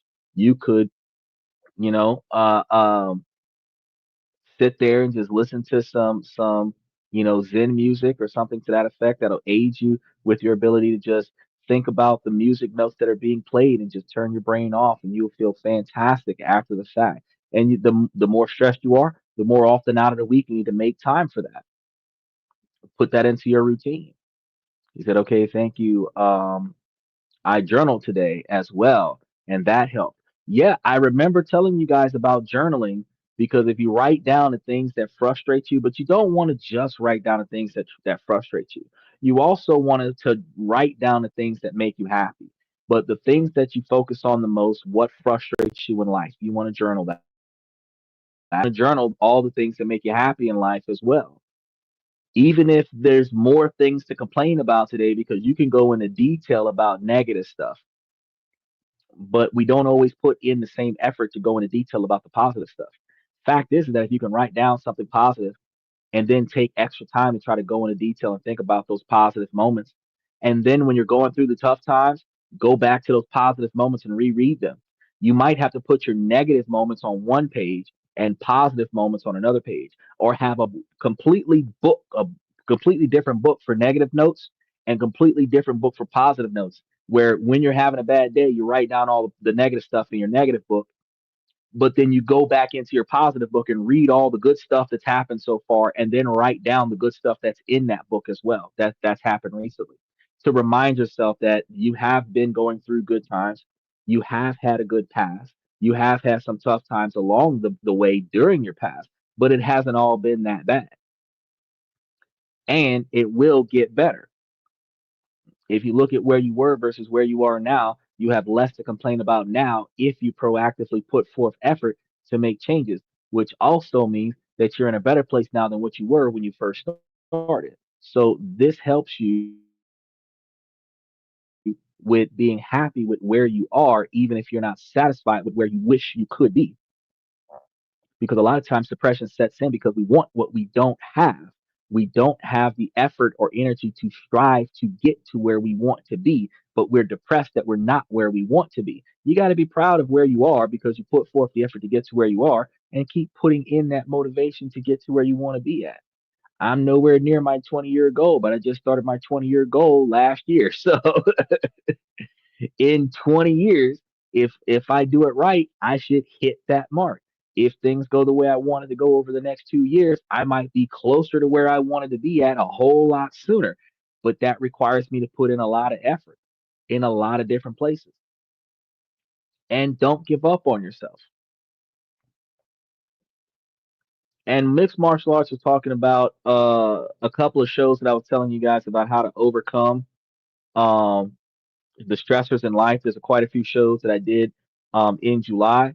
So if you were to go back to some of those shows, we give you different ways to work out how to improve yourself and how to improve your communication with your partner. And journaling was one of the things that I recommended for you guys because it does help to get it off your chest, whether you're talking to yourself in a room by yourself, writing it down, doing dictation on your computer where you're voice to text and you're saying it and it's writing it down, and then you're able to read how you felt in that moment and then think about how you feel right now and see the difference. Like this helps you reflect in a positive fashion. But you can be empathetic to someone else's struggle without taking responsibility for their choices. And that's one of the things that I was talking to you guys about earlier. Because if you give a friend good advice and they don't take it, they don't take it. I had a friend of mine who I told to they were an Uber driver, and I told him, I said, hey, you should get that camera that has the sound in the car so that if in the event the client does something that he or she is not supposed to do, you've got video and audio that proves that you didn't do anything wrong. He didn't listen to me. He had a client claim that he was drunk driving when he hadn't drank at all that day. If he would have showed them the video, it's like, bro, I have not gotten out of this car in X number of hours. This person got into the car. There is no alcohol in the car. There's video proof. I explained to him like, hey, go get you if you had the breathalyzer in the car, you could have took the test and showed him, hey, look, the breathalyzer says and I'm zeros right now. So how am I drunk driving? Then they made another accusation off of him and got him fired, but he had no called me, he told me about it, and I was like, damn, that sucks. Did I say, oh, I'm sorry that that happened to you? Some people would say that I was insensitive because I did not apologize for what he went through. I'm not sorry for what happened to you, not because what happened to you doesn't bother me. It does. But I'm not the one that did it to you. So why am I apologizing? I recognize that what happened to you sucks. It's wrong on a lot of levels. You were good at what you did, and some people took advantage of that and negatively impacted your employment. But at the end of the day, I warned you that people exist that do that. And I warned you to protect yourself from that. And you didn't listen. So while I hold back my I told you so's, I listened to his discontent. And the only question that I had was, did you find another job? You did? Well, that's good. As long as you're able to take care of yourself, that is good. So let's ignore the negative side of life and focus on the positive side. You still have work, and now you don't have to destroy your car to make money. That's a plus plus for you, especially if you love the job that you do now. Again, the reinforcement is different. A true friend, partner, or family member should be your cheerleader. They should celebrate your wins and support your growth, even in the midst of bad decision making. A major yet often subtle red flag is a person who quietly, or in some situations, not so quietly, sabotages your joy. This is the saboteur whose insecurity or jealousy prevents them from genuinely wanting the best for you. We used to call them cock blockers or one uppers. This can be hard to spot at first because it's often disguised as concern or realism. You get a promotion, and instead of celebrating, they say, that's great, but are you sure you can handle the extra stress? You start a new fitness routine, and they say, I tried that once. It's really hard to stick with. Don't be disappointed if you give up.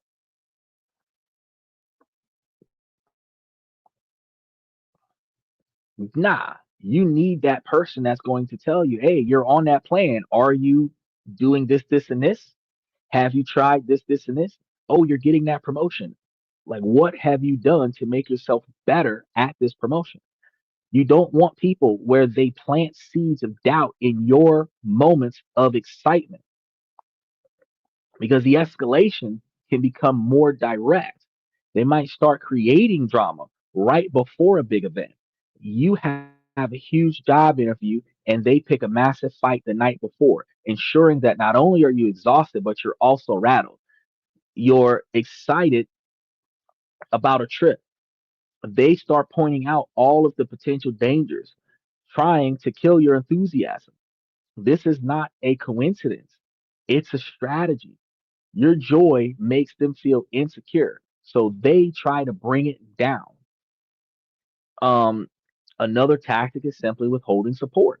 So you share something you're proud of, and they meet you with silence, change the subject, or immediately one up you with their own story. They're only really present and supportive when you're struggling. And that's the same type of friend when you're successful and you're celebrating your success in the group that they want to point out your struggles in the group to devalue you as a successful person.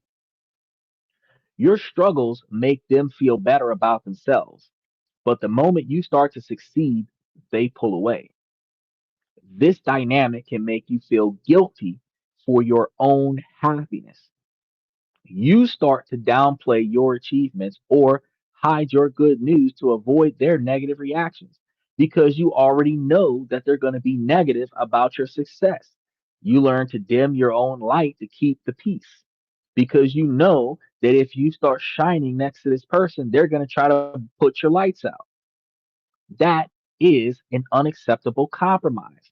Your life should be about expansion, not contraction. Surround yourself with people who clap when you win and pay very close attention to who isn't clapping. Their silence and their butts are telling you everything. Now, we've walked through some of the most damaging red flags from the harmless joke that chips away at you to manipulative guilt trips to slow squeeze of isolation. The common thread is a pattern of control that gets worse over time. These aren't just character flaws, they are strategies, concise and specific.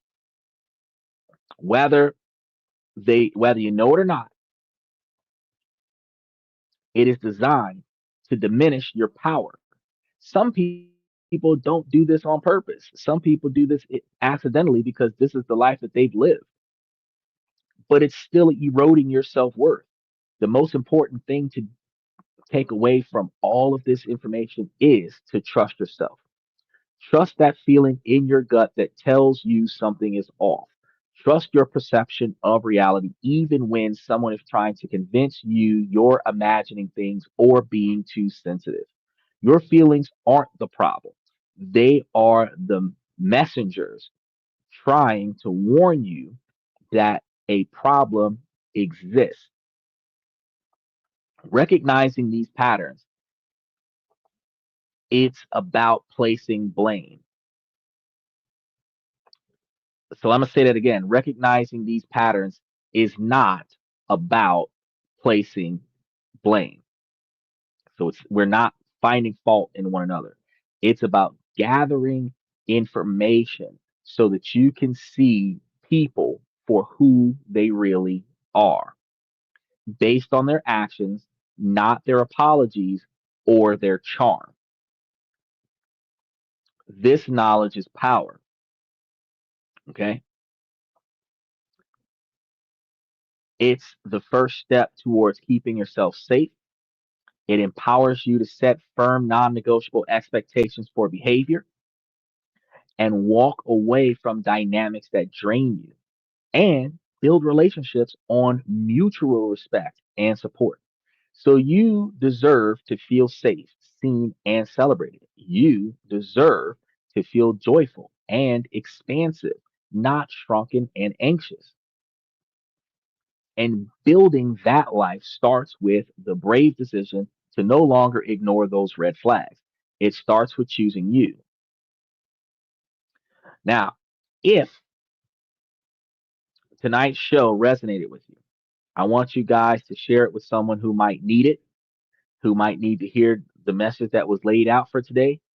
And if you guys are looking for more shows like this, where we're going to be building on healthy relationships and reclaiming your individual power, to make sure that you subscribe if you haven't done so already, like tonight's show, wear out those reaction buttons, and be kind to yourself, because this is a journey. This isn't a sprint. It's not just a destination. I want to thank you guys for investing your time in yourselves, learning what I had to give you for tonight. For those of you who weren't here at the beginning of the show, note that we are going to do a questions and comments from the fans tomorrow night. So we're going to be listening to a lot of comments from a lot of fans, and I'm going to analyze them, react to them um, in the most appropriate way possible. But I stay uniform with my responses. So, I'm not going to play victim with the victim. If the situation isn't right because of bad decision making, we're going to point that out. Likewise, Monday we're going to be talking about that Trump account. That's for all of the children being born between 25 and 28. Tuesday we're going to be talking about the dividend rotation strategy for um, September.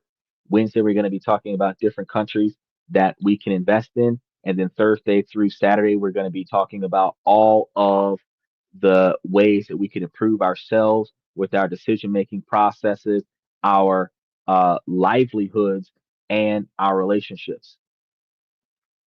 Special shout out to Rickshaw. Yes, hello. Do I drink coffee? Sometimes I drink coffee like water. Two 36-ounce cups back to back if I can help it. Got a Keurig at the house. Actually, we have, you can see it on our Twitter X platform. We are endorsing the Two Rivers coffee, because it is a fantastic assortment of coffee. And I mean everything under the sun. You've got Dunkin' Donuts flavors, you got Cold Stone flavors, you've got all kinds of. There's a mystery flavor in the box if you get the 40 box set or the 40-piece set. There's a mystery flavor, and if you try all of them and then see which one that flavor reflects. I actually did the challenge already, and it turned out to be um, one of the cookie dough flavors, but they have fantastic flavors with Two Rivers. And that is so much fun. Oh yeah, it is. What we're supposed to be doing is getting a new coffee pot, because the coffee maker that we're going to have is going to have the froth machine in there, because I figured, what's better than having a luxury cup of coffee? It is having a luxury cup of coffee spiked with some Kahlua. So we're gonna make some adult only coffees that will not only take the edge off of your day, but wake you up at the same time. Rickshaw says my mom doesn't let me drink coffee because she doesn't want me to become gay. Well, that's very interesting, because gay means happy, and everybody is supposed to be. So if coffee makes you happy, drink as much coffee as possible. Outside of that, if if your mom believes that you are going to become attracted to guys and you're a guy just because you're drinking coffee, then that is a completely unrealistic expectation. It is also a level of psychological manipulation, because no man is going to start liking man just because that man is drinking coffee. If you don't believe me, go watch Luke Cage. How many times did he have coffee during that series? And none of it was with a dude. So you just got to recognize and realize that a lot of times people say things to scare you into doing what they want, or not doing what they would prefer you not to do, instead of them being supportive. Now, she isn't really intelligent. I can't say that. I can say that it what she's saying isn't true. I like Box though. Uh, especially iced coffee. She refuses to allow it in the house. That's okay. Drink it in the driveway. Shoot. But here's the thing, though. One thing I can tell you about coffee is a blocker, so your dopamine and serotonin levels will be thrown off in order to keep you awake. Now, once the caffeine wears off and the blocker no longer exists, the rush of dopamine starts coming in, which causes you to feel drowsy, which could cause you to sleep. Now, what some of us do to prevent that from happening is drink more and more coffee, a stronger, start relying on espressos, which is almost pure caffeine. Now, this is going to cause arrhythmia and cause unregulated health fluctuations with your heart because of the blockers of signals from your brain due to the caffeine. So while it's not 100% healthy for you, too much of it can be a bad thing. The fact is that recreational drinking of coffee is equivalent to recreational drinking of alcohol if in the event you're doing it in moderation. But if you're overdoing it, it can have negative side effects to your health. So her concern for you not taking it because too much of it can cause you bad health, she is right about that. But it is not going to cause you to start liking dudes. So I just have to clarify her myth. Either, yeah, I'm fat, so I need to dial it back. Well, caffeine is not going to make you fat, but it is again a blocker, so you might have a loss of appetite. Um, Sprite can have the same effect.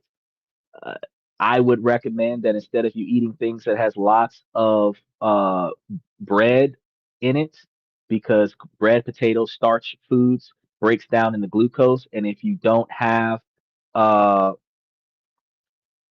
well, yeah, okay, yeah. Well, your heart's already struggling from the extra weight.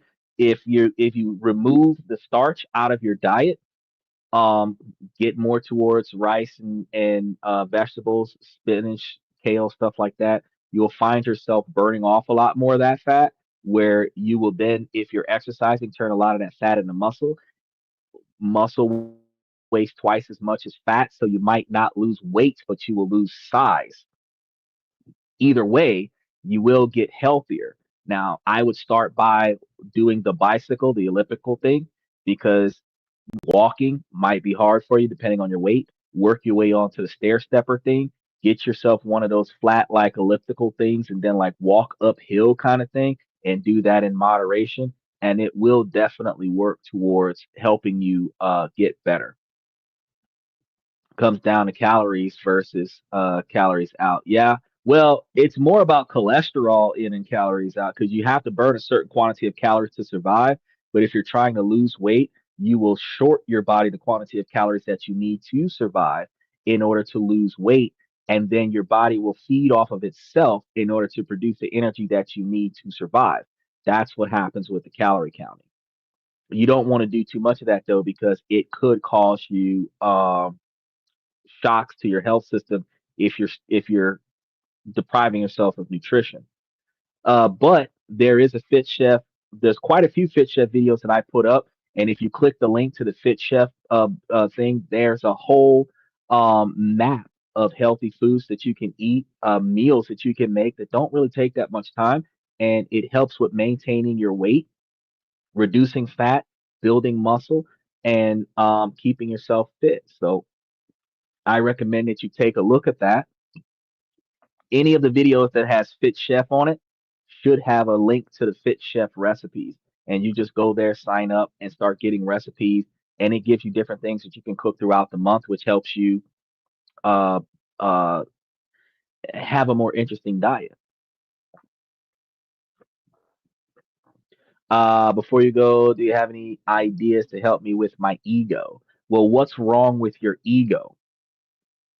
Are you self-absorbed like I am, or do you devalue yourself like people with low self-esteem? What's wrong with your ego? Because people typically use the word ego to express a level of vanity, but if you have a lot of pride in yourself, you're going to be egotistical. I focus on what others are doing wrong constantly throughout the day. That's not necessarily an ego. You are. heavily focused on accuracy and efficiency, and that might, if you're expressing it to other people, that might be a negative thing, to the point that it hurting my mental health. Well, you people watching should not affect your mental health at all. First off, second off, if you are paying attention to what other people are doing, why is what they're doing impacting your mental health? What actions are you yourself? Hold on a second. He makes it hate other people. That doesn't hurt you. I hate people too. Hold on.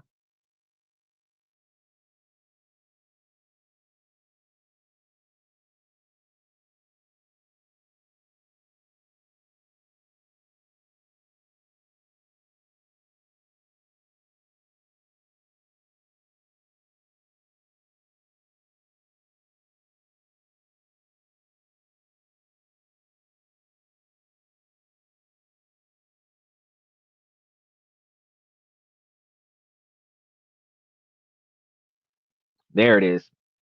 We had to put the new headset. No, no, no, no, no. I had to change. So this headset died, and I had to start up this headset in order to get back in. Don't worry, I seen it happening. I seen it happening. So um it makes me hate other people. I hate other people. I'm not a people person.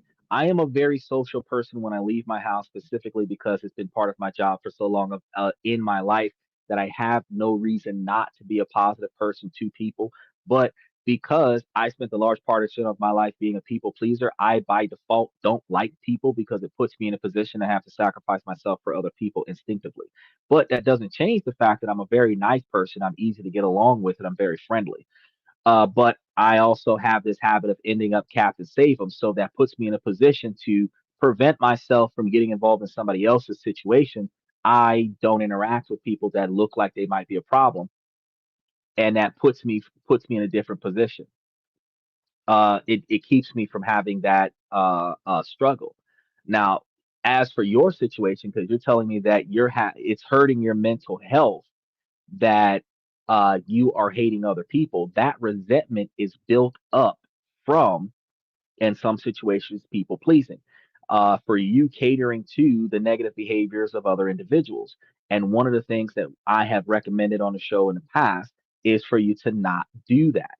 It is more effective for you to focus on yourself first, improve what you've got going on first, and then the individuals that behave negatively around you, that's the non-negotiable expectations for behavior that I tell you that you're supposed to avoid. He said, it bothers me so much when people are highly emotional.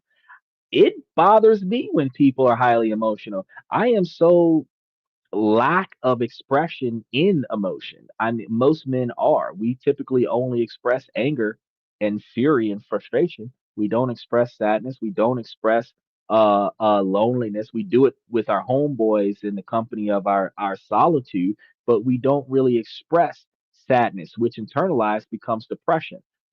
Sadness externalizes anger and frustration.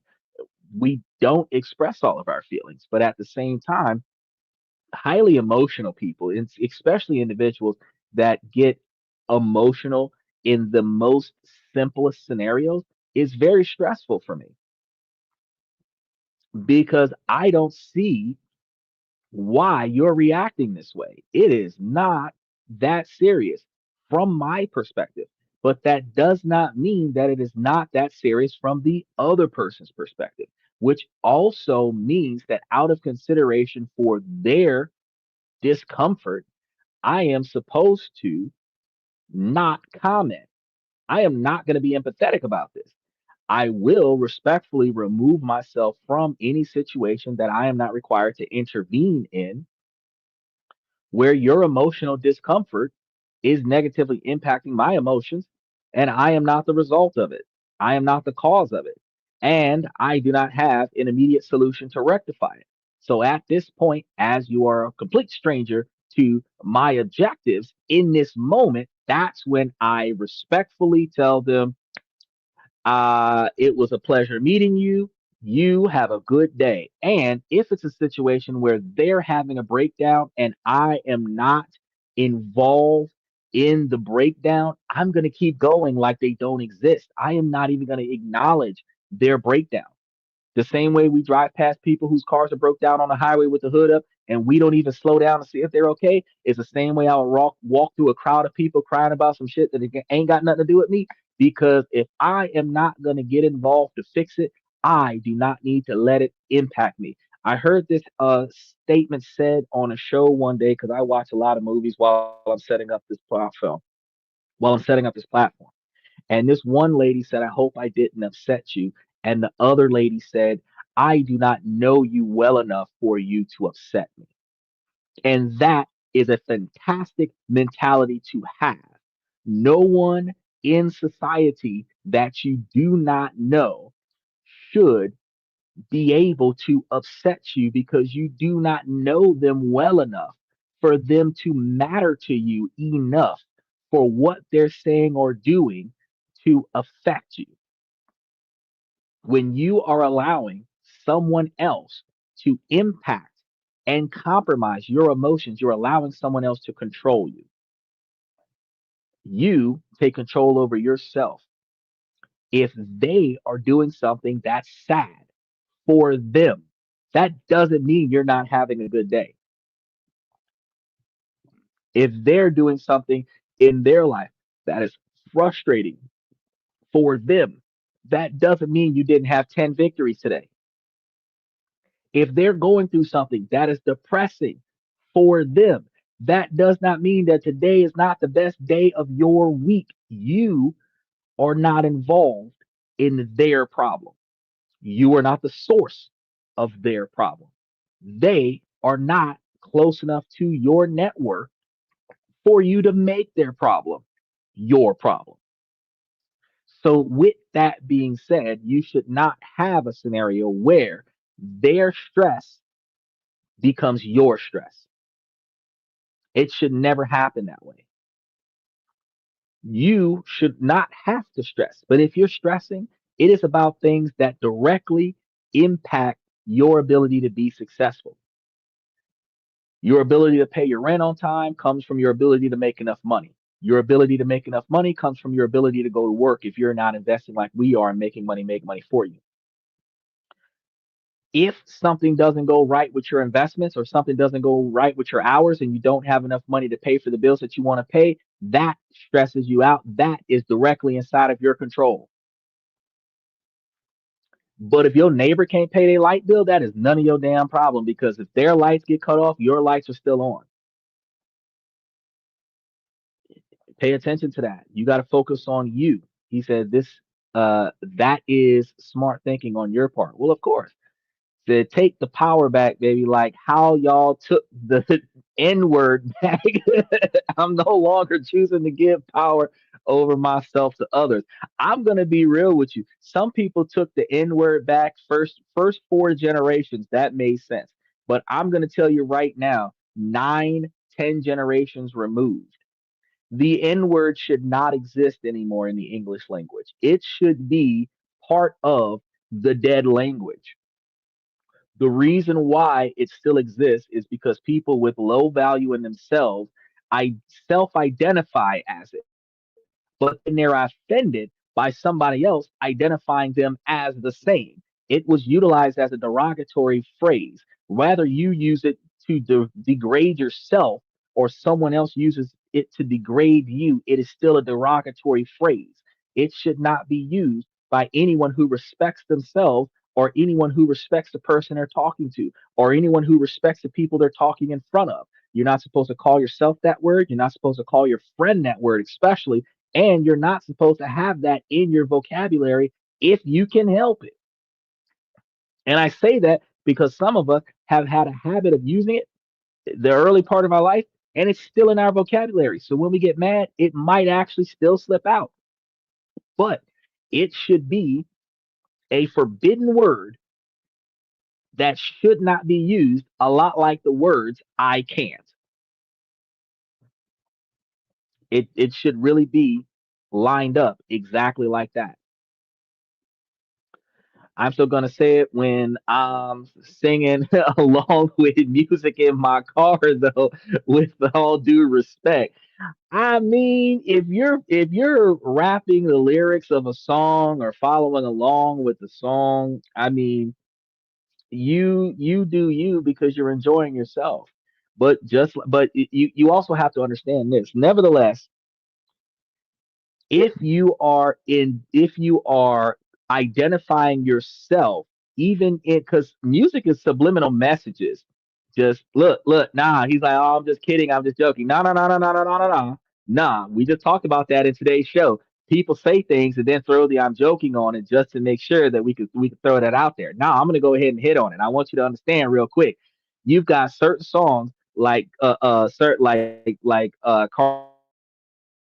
Cardi are calling themselves bad bees, and you have to understand that if you can actively say in the song, I'm a bad bee, I'm a bad bee, I'm a H, I'm a this, I'm a that, you are still claiming it. Even though you're singing the song, you are subliminally identifying yourself as that. And then you're going to behave that way.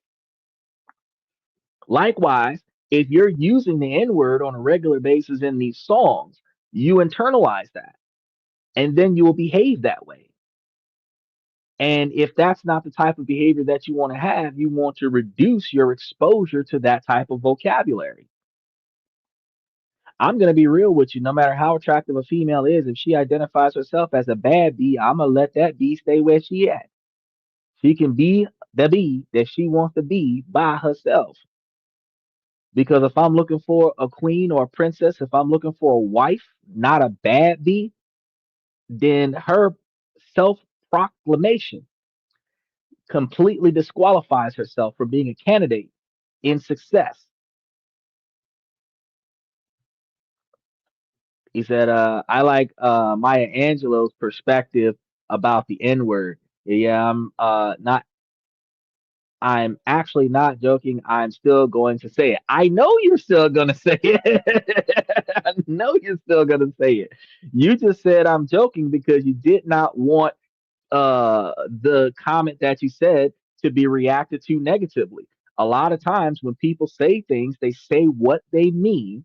They put the ha ha to it. Just kidding. I'm just joking in order to diminish what just happened so that there isn't negative retaliation for what was just said. We were talking about that throughout the show today. But really and truly, whether you're claiming that you're going to say the N word when you're singing in the car by yourself, or if you're telling somebody that their outfit looks bad, if you throw the I'm just joking on the back end of that, you weren't joking, you really meant that. But no hard R, though, that's my promise. Well, see, you gotta understand the hard R was actually the accent of the Southern culture. So in those cities and states where the hard R is pronounced, like Boston, that would be a hard R.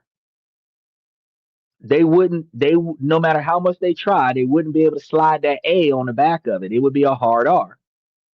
It wouldn't even be a soft R because they do not pronounce their R's with a soft R. The word itself is wrong. But historically, though, before we start sitting over here trying to justify the validation of the word, I just want you to understand that originally the word came from a culture that identified the pigmentation of the individual, and that word actually means the color black in multiple Asian languages, because as Caucasian people were identified as white because their skin was pale, and black people or African American people were identified as black because their skin was dark. In Asian culture, that word actually translates to the word black. It was only derogatorily used during the slave trade, which made that word unacceptable.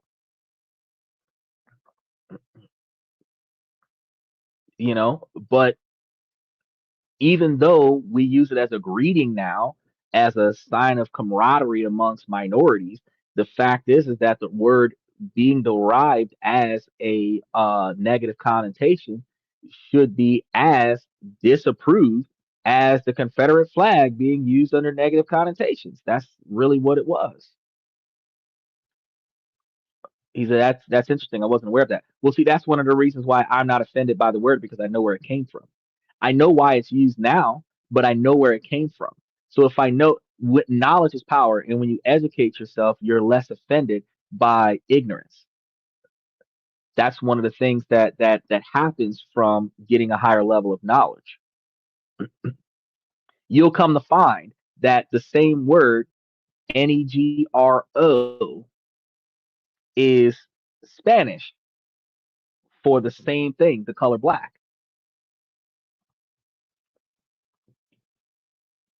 You have the country Niger, Niger, really close, one G away from the word.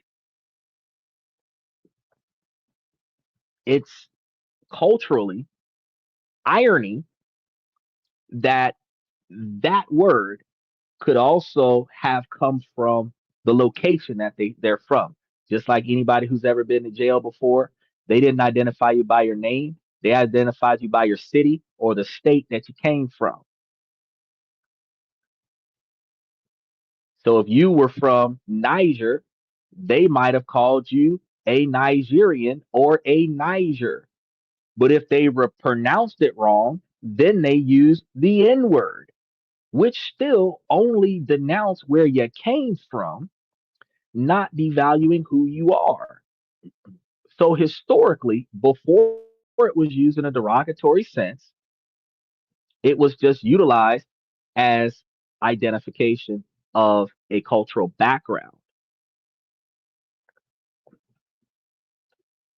And Jesus or Jesus also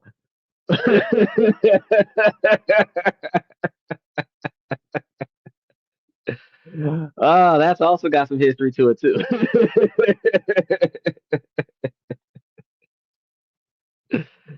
So we had an educational moment after we had an educational moment. That's what this podcast is all about. It's about teaching you guys because if you know better, you can do better.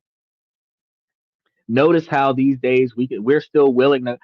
A lot of the police officers are slim or bulky.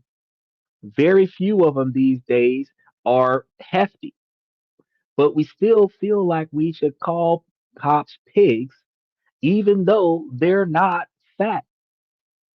And they get offended by that because it's name calling, not because they're actually pigs. It's used in a derogatory term.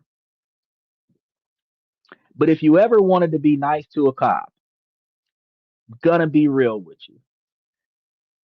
You can't really buy them a box of donuts because they're gonna get offended by the temperament of it.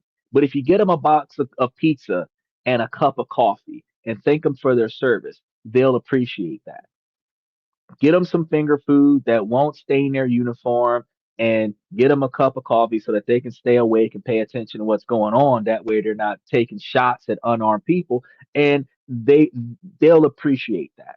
Doesn't mean that when it's your turn to get pulled over that they're not going to treat you like shit. It just means that in your city, in your state, if you're more respectable to the law enforcement that's out there, if enough of them have come in contact with your positive behavior, when they pull you over, they will recognize that you're the nice guy that doesn't treat them bad, which will mean that when they approach your situation, they're less likely to talk to you negatively, which will allow you to be in a more positive position a lot more often, regardless of why they stopped you. He says, shout out to all the beautiful blacks. We love you. Shout out to all the beautiful people of all races. Special shout out to Bangladesh. We really appreciate you guys for showing us love throughout the day. Now, I want to say, ladies, as long as the situation doesn't make sense, I'm going to keep asking you to make it make sense. So, ladies, please make it make sense. If you're watching us from Twitch and or Twitter, make sure that you hit that follow button before you leave the platform. Take your time to go over to YouTube and hit that like button and that subscribe button and hit those notifications so that if and when the show does go live, it will give you a push notification reminding you that we are live. then you can join us on whatever platform you prefer, but you won't miss out on some of the best parts of what we got going on for the show. Because usually, either towards the beginning or towards the middle of the show, we give you guys stock information, trading options, and stuff to that effect, and follow some of the best undervalued shares and stocks that are in the market right now that you can make the most money off of with the least amount of money invested. We cover the inside scoop of all of the things that are changing in our life that directly impacts the individual and directly impacts the individual's money. And this helps you guys make better decisions. And we also give you guys advice about your personal life to improve yourselves so that you can become more successful with whatever it is that you want done in your life. So take it as a motivational speaker if you like. But look, I am not going to tell you that there is a better way without telling you how to get there.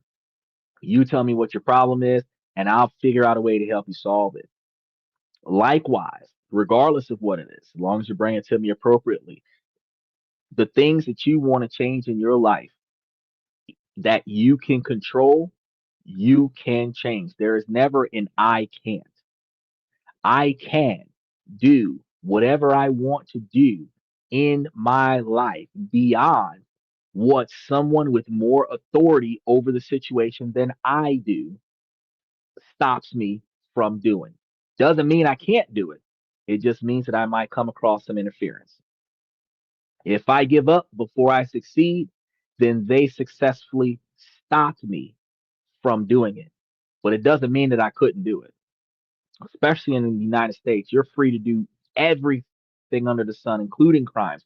Michael and I just covered the statistic where on a daily basis, we commit probably 3 felonies per day. We just don't get arrested for them.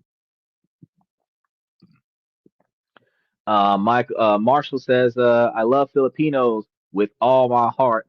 They are majestic and kind.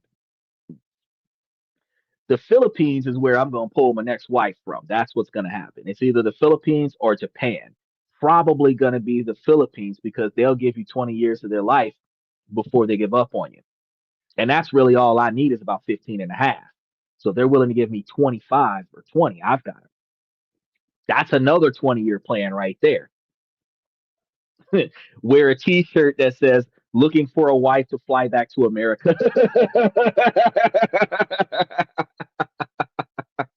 It's easy.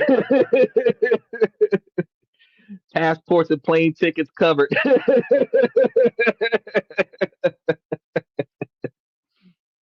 First attractive Filipino to jump on that bandwagon. No extra kids, no extra baggage. We buy all your stuff when we get to the States. It is what it is. But fellas, this is a 73% male driven podcast from the male's perspective. And what we do is we provide you guys with the information that you need to become higher value men. We give you financial information to help you guys become more financially successful. And then we give you development advice on how to improve your personal life because your personal life impacts your financial life and your financial life impacts your personal life. So 7 nights a week. We do not let the sun rise without going live. So make sure that you swing by every night of the week if you can, and at least like Steven does, take the opportunity to listen in the background while you're taking care of your other stuff. And when you have the opportunity to dive in and give a shout out or something like that, ride the waves with us because we're gonna be here doing a different topic every night of the week. And this is how you're able to improve yourself. Marshall says, and they will say yes 10 times out of 10. That's one of the best parts. So, and you don't want to take advantage of that because if you have somebody that will always say yes, that's the type of person that you want to offer to do more stuff for because you know that if they find out that you would like it to get done, they're going to get on top of that as soon as possible. So, that type of reciprocation, they value your expedited effort into doing for them because a lot of times a love language is task based effort, which means that you're doing stuff for them. And in return, their love language might be expressing task based effort, which means they might express their love for you by doing the things that you want them to do or doing the things that you need them to do. So, reciprocation, recognizing how your partner expresses their love language aids you in your ability to express love in return. Because if you reciprocate the way they express it, they will feel loved because that's how they express it. Very few people express love the way the other person recognizes it. So just because some people might be a proximity type of love, where if we're in the same position, I feel love, but the other person might need physical contact. So just because we're in the same situation does not mean that I feel loved. So if you recognize that your partner is okay with just being in the same room with you, set the video game up in the room that they're in. Like, make a whole scene out of it. They're in the bed, they're not feeling good. Their love language is personal space. Make personal space. Take the game console out the living room, drag everything into the bedroom where they're at, and then sit there and play the game in the room with them. And they're going to be like, "What are you doing? Didn't want you to be in a room by yourself, so I'm going to play the game in here with you." That is going to satisfy that love language. So we got a lot more stuff that we're going to be talking about. We're going to touch base back on the love language again one more time. Uh, but we're going to be covering a lot of concepts and a lot of aspects in relationships between family, friends, romantic partners, co-workers, bosses, and random people in the street. Because once we fix these things, we will make a society that we are proud of, because it requires us to change us. Because a society is a bunch of people interacting with one another. The society sucks because the people don't treat each other the way they would prefer. You change yourself first, and then you change how you interact with your society, and then your society will change how it interacts with you. Reciprocation is only going to come from what we call karma, good faith action outward, in order for that good faith action to be reciprocated in the back end. So, ladies, this information is not exclusive for the fellas. This is gender neutral information. You ladies can take all the information that I provide on the show and use it for yourselves to make yourselves higher value women. Because once you improve your ability to love and respect yourself, and love and respect your partner, and the willingness to compromise with your partner, you will be able to find a better quality partner. This goes both ways for men and women. So never forget that. As it stands now, I'm going to go ahead and wrap things up. I want to say thank you guys for coming to This and That. I'm your host, Xander, where we talk about this, that, and everything in between. And I will see you guys tomorrow night.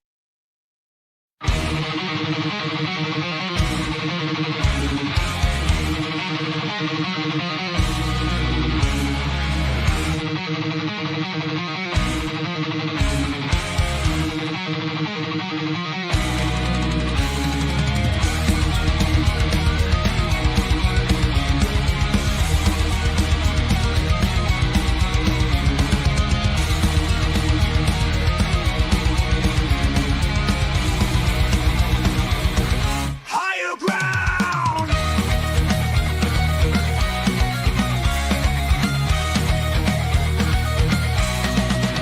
Used to chase validation, now I validate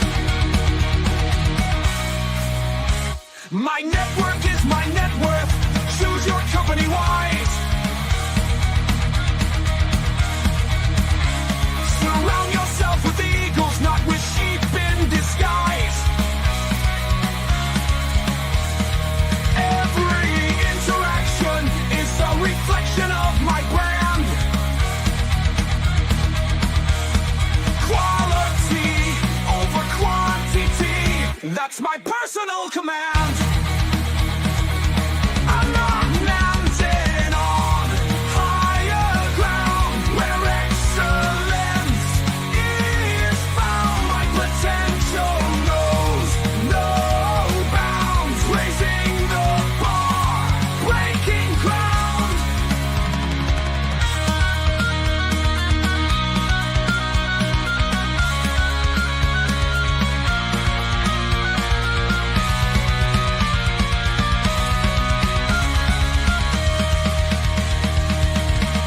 I'm not just living, I'm manifesting my vision, cutting through limitations with surgical precision. My expectations are my compass, my respect is my shield to mediocrity and chaos. I will never